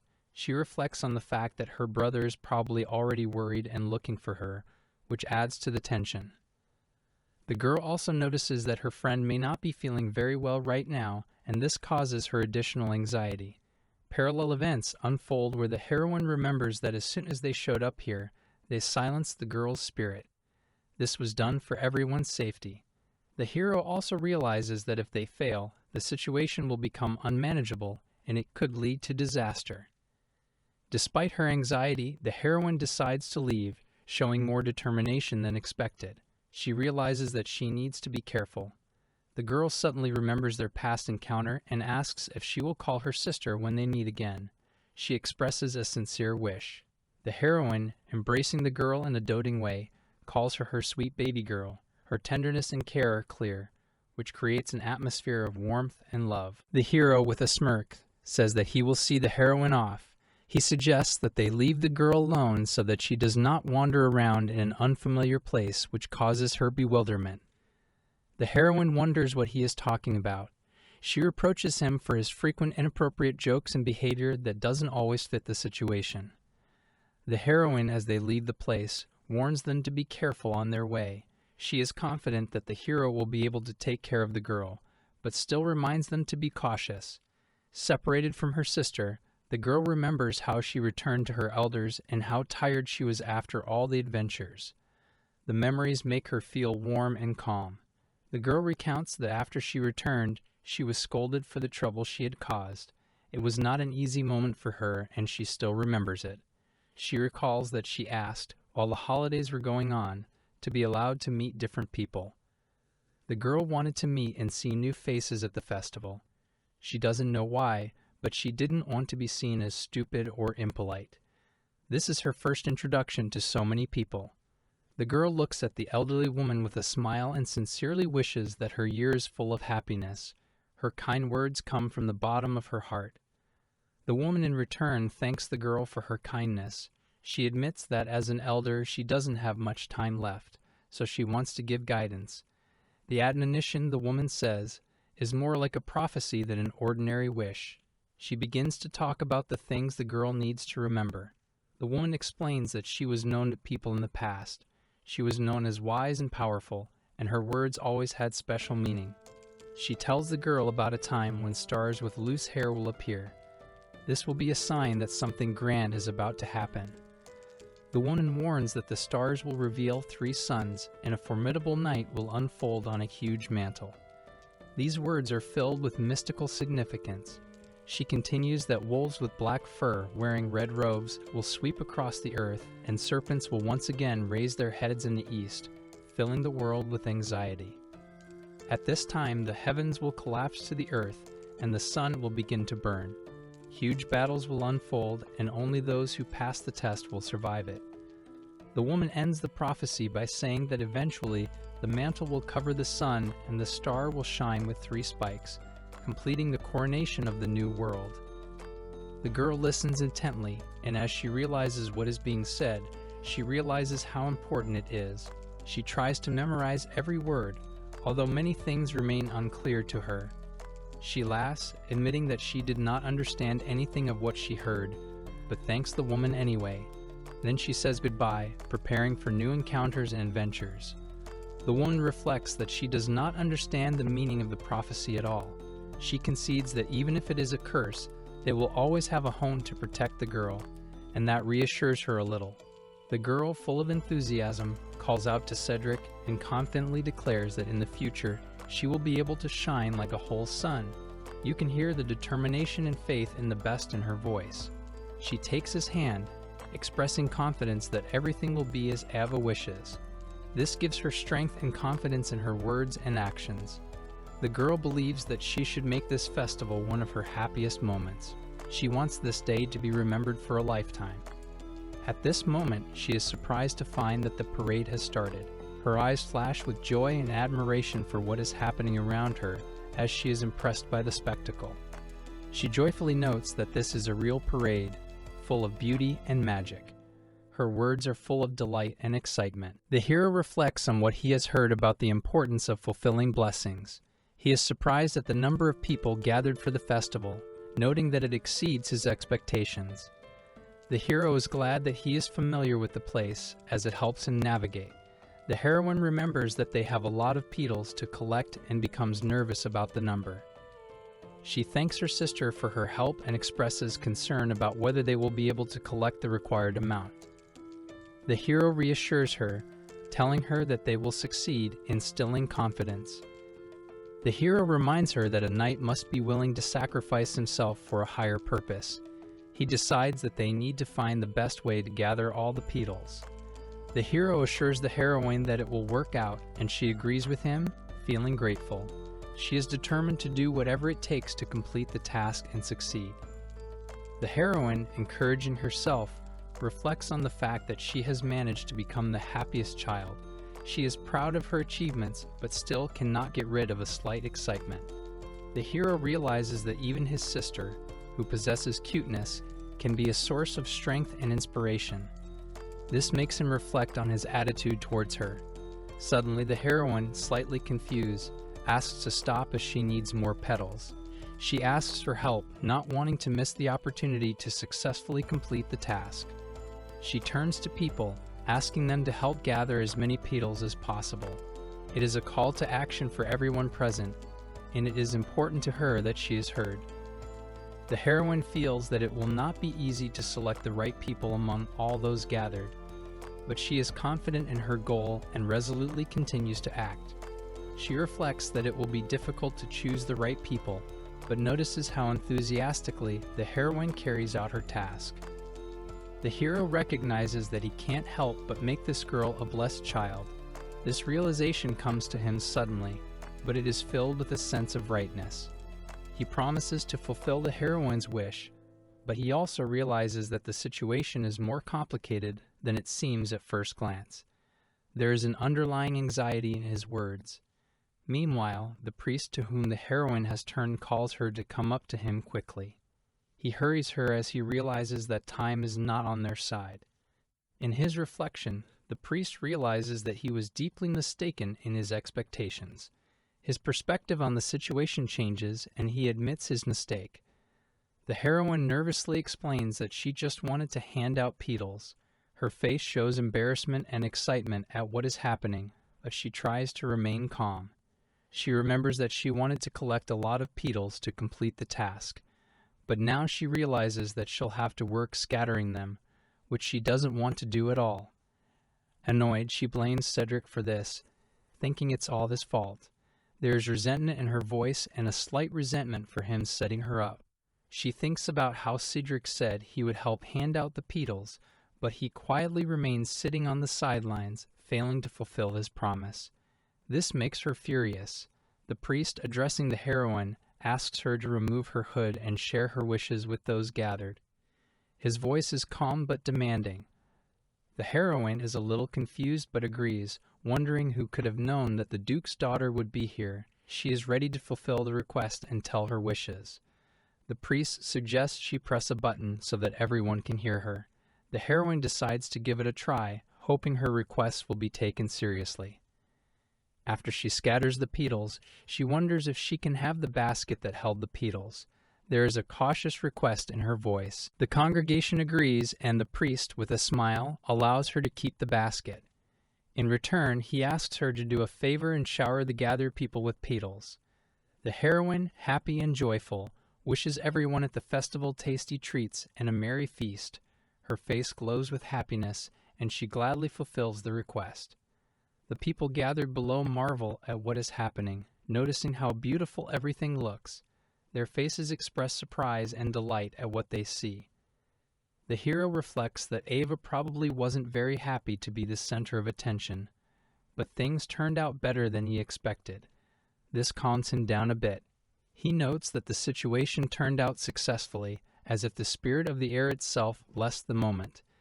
This feeling gives him mixed emotions. The heroine remembers that she is grateful for everything that has happened. She realizes that she is happy with the result and is ready to move on, leaving behind all the worries. She calls out to her charges and tells them it is time to leave. She feels joy and relief as everything has gone well and without major problems. The parade ends successfully, and the heroine returns home, satisfied with her participation. She feels that she has done her best and now deserves to rest. When the heroine returns home, the process of distributing gifts and blessings to all the guests begins. This moment is filled with warmth and gratitude.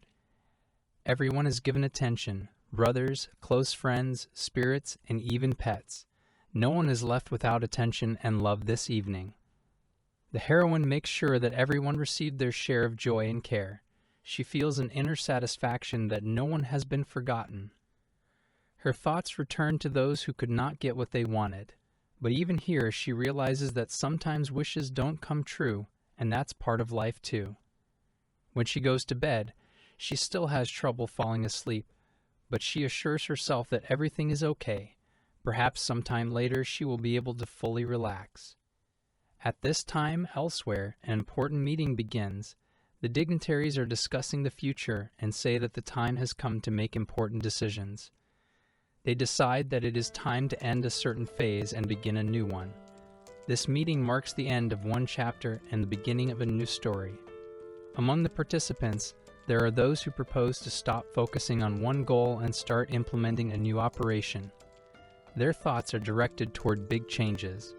They decide to replace one of the key people in their plans, seeing this as an opportunity to successfully complete the operation. This replacement seems necessary and timely to them.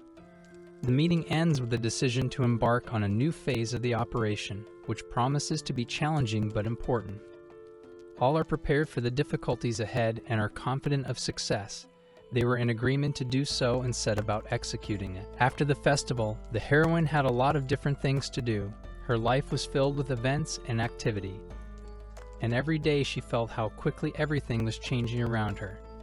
The heroine recalls handing out petals to her friends. She was happy to see their surprised faces and hear them ask questions about whether their wishes would come true. She was proud to say that she personally blessed the petals herself.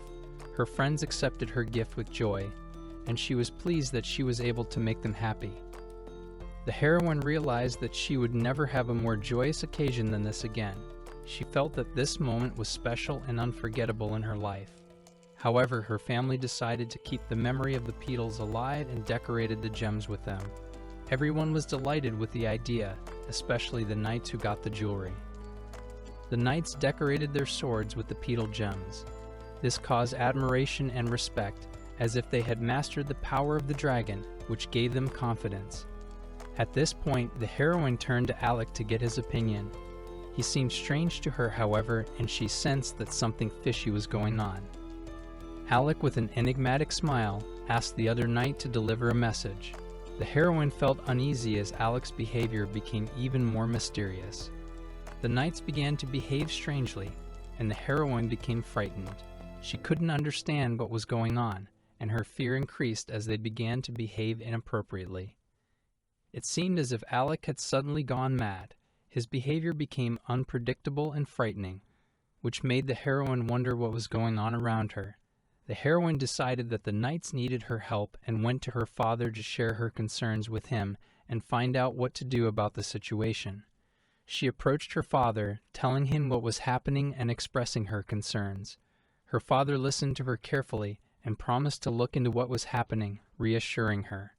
The heroine recalls being honored in certain ways, but the situation with Alex scared her a lot. He began to act strangely, which caused her horror. She thought it would be best if the nights didn't go anywhere. But everything happened too fast, and the heroine never found out what happened next. After that, the heroine had quiet days. Every day brought her joy and a sense of security. She enjoyed life, despite the fear she had experienced. However, she feels that her carefree childhood is a thing of the past. Everything changed when new people and events came into her life that radically altered her perception of the world. Eva hears her friend calling her to wish her a happy birthday. It was their first meeting after a long break, and they missed each other very much.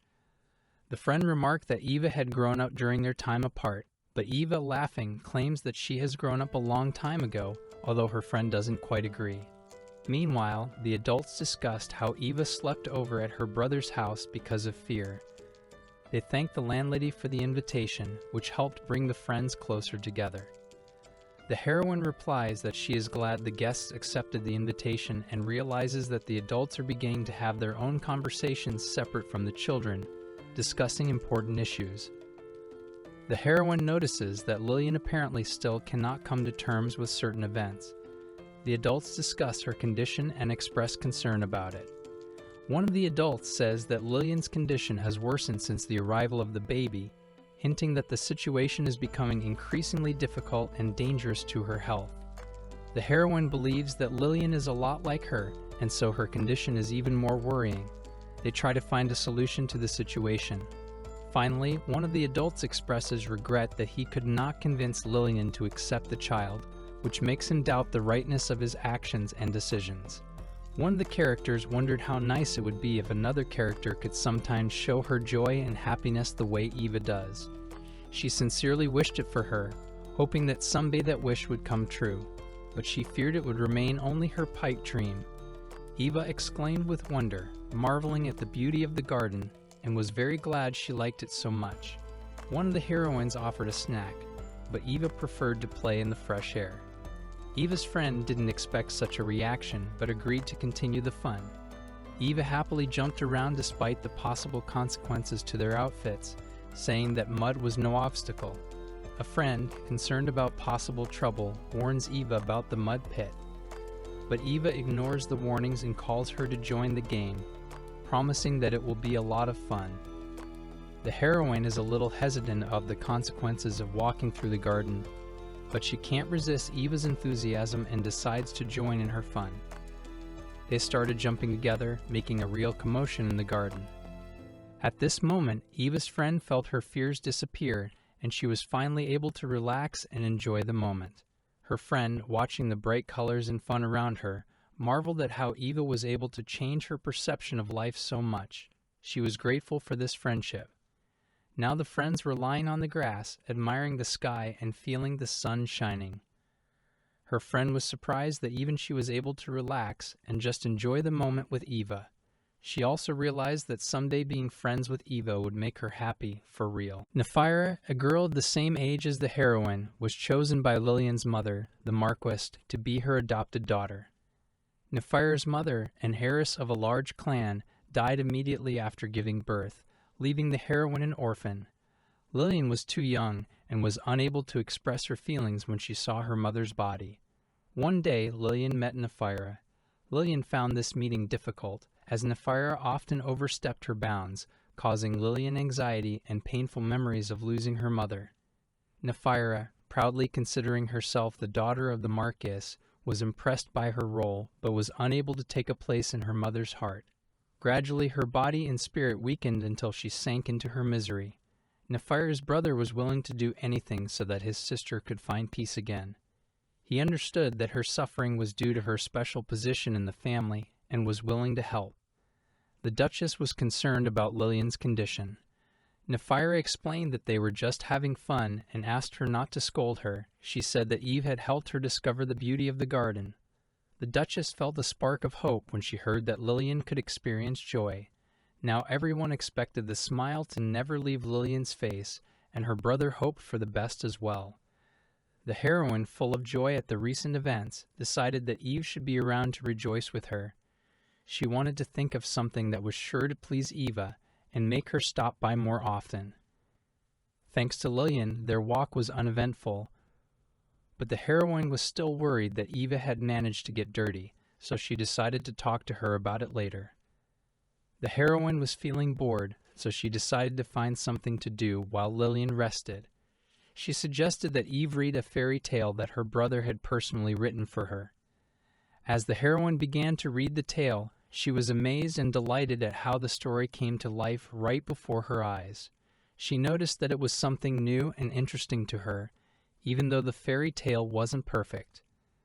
The heroine reflected on the fact that this was the first time she had seen such a fairy tale in her 6 years, and despite its flaws, she wanted to look at others.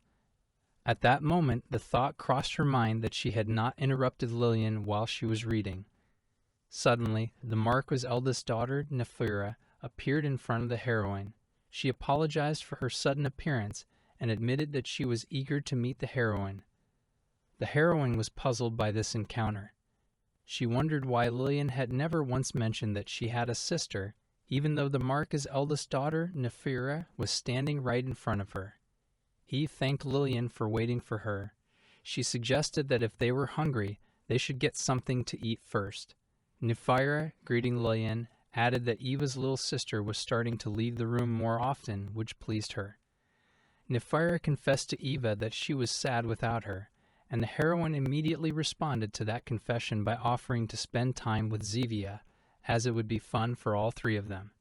Eva said that she had read the tale, but had already finished it, and now she wanted to find other interesting stories. Nephira offered to go looking together, to which Eva happily agreed. Eva looked around and noticed that Lillian had been delayed for some reason and offered to wait for her. Lillian reacted strangely, however, and stepped aside, hiding behind a curtain. Lillian returned, looking pensive, and showed Nephira the beautiful necklace she had given her for her birthday. Nephira admiringly confirmed that the gift was delightful, but she was still curious as to what Lillian had been given. Lillian told her that she had been given some strange book this year that she didn't understand anything about. Her father didn't even accompany it when he first saw it, and that bothered her. Nephira, seeing Lillian's confusion, suggested that they spend the day wearing matching dresses to enjoy the holiday together. She hoped it would create a sense of unity and support. However, Lillian couldn't shake the feeling that what was happening was unnatural. She felt Nephira's confidence shining through, while she herself remained in the shadows, questioning her feelings. Lillian reflected on how difficult it was to be so inconspicuous and modest. Nephira radiated light, attracting attention, while Lillian felt more and more insignificant. Comparing herself to Nephira, Lillian realized that Nephira was the embodiment of everything she lacked. She looked bright and confident, completely capturing the attention of those around her. Zevia, noticing this, tried to cheer Lillian up by suggesting other books she could pursue to take her mind off her troubling thoughts and get back into some interesting reading. Nephira brushed it off as she left, telling Lillian to do as she pleased and assuring her that she was not at all concerned. Inside, however, Nephira was deeply troubled. She remembered how her father had not told Lillian about her origins for a long time, thinking she was too weak to handle it. Her father had worried that Lillian might not live to see her debut. Nephira reflected on the fact that she may have been brought here precisely for the purpose of making Lillian a legitimate daughter after her death. That thought deeply troubled her. She explained that in order to gain the emperor's trust and the right to inheritance, the votes of the entire family were needed. Therefore, it was necessary to determine which of the children were legitimate and which were not. Nephira recalled that her mother was merely the heiress of a large cult, and her influence was no match for the powerful landowners. However, she still played an important role in their family. Eventually, Nephira realized that her place in the family would come first, for she would be the legitimate daughter, taking Lillian's position. This gave her confidence in her future. Nephira declared that she would take Lillian's place and become a better daughter than her, for Lillian, in her opinion, couldn't even be sure if she would wake up tomorrow. That thought lit up Nephira, and she felt her superiority. And she added that she could care less that even Eveltia would be happy to play with her. A few more words. Dear viewers, I would like to address you once again and express my gratitude for your interest and support. Your comments and suggestions are very important to me, as they help me better understand your preferences and expectations. In addition, I want to welcome you and let you know that I will continue working on the sequel if that is what you want. If you are interested in learning more about the sequel or have specific topics or questions you would like me to cover, please leave your comments below. Your active interaction, such as likes, comments, and subscriptions to my channel, will be an important signal to me that my work is appreciated and I can move on. I want to wish you a great day and a great mood. Don't forget to follow updates and subscribe to my channel so as not to miss interesting materials. Thank you for your time and trust. Summary channel with you. Bye bye, my friends.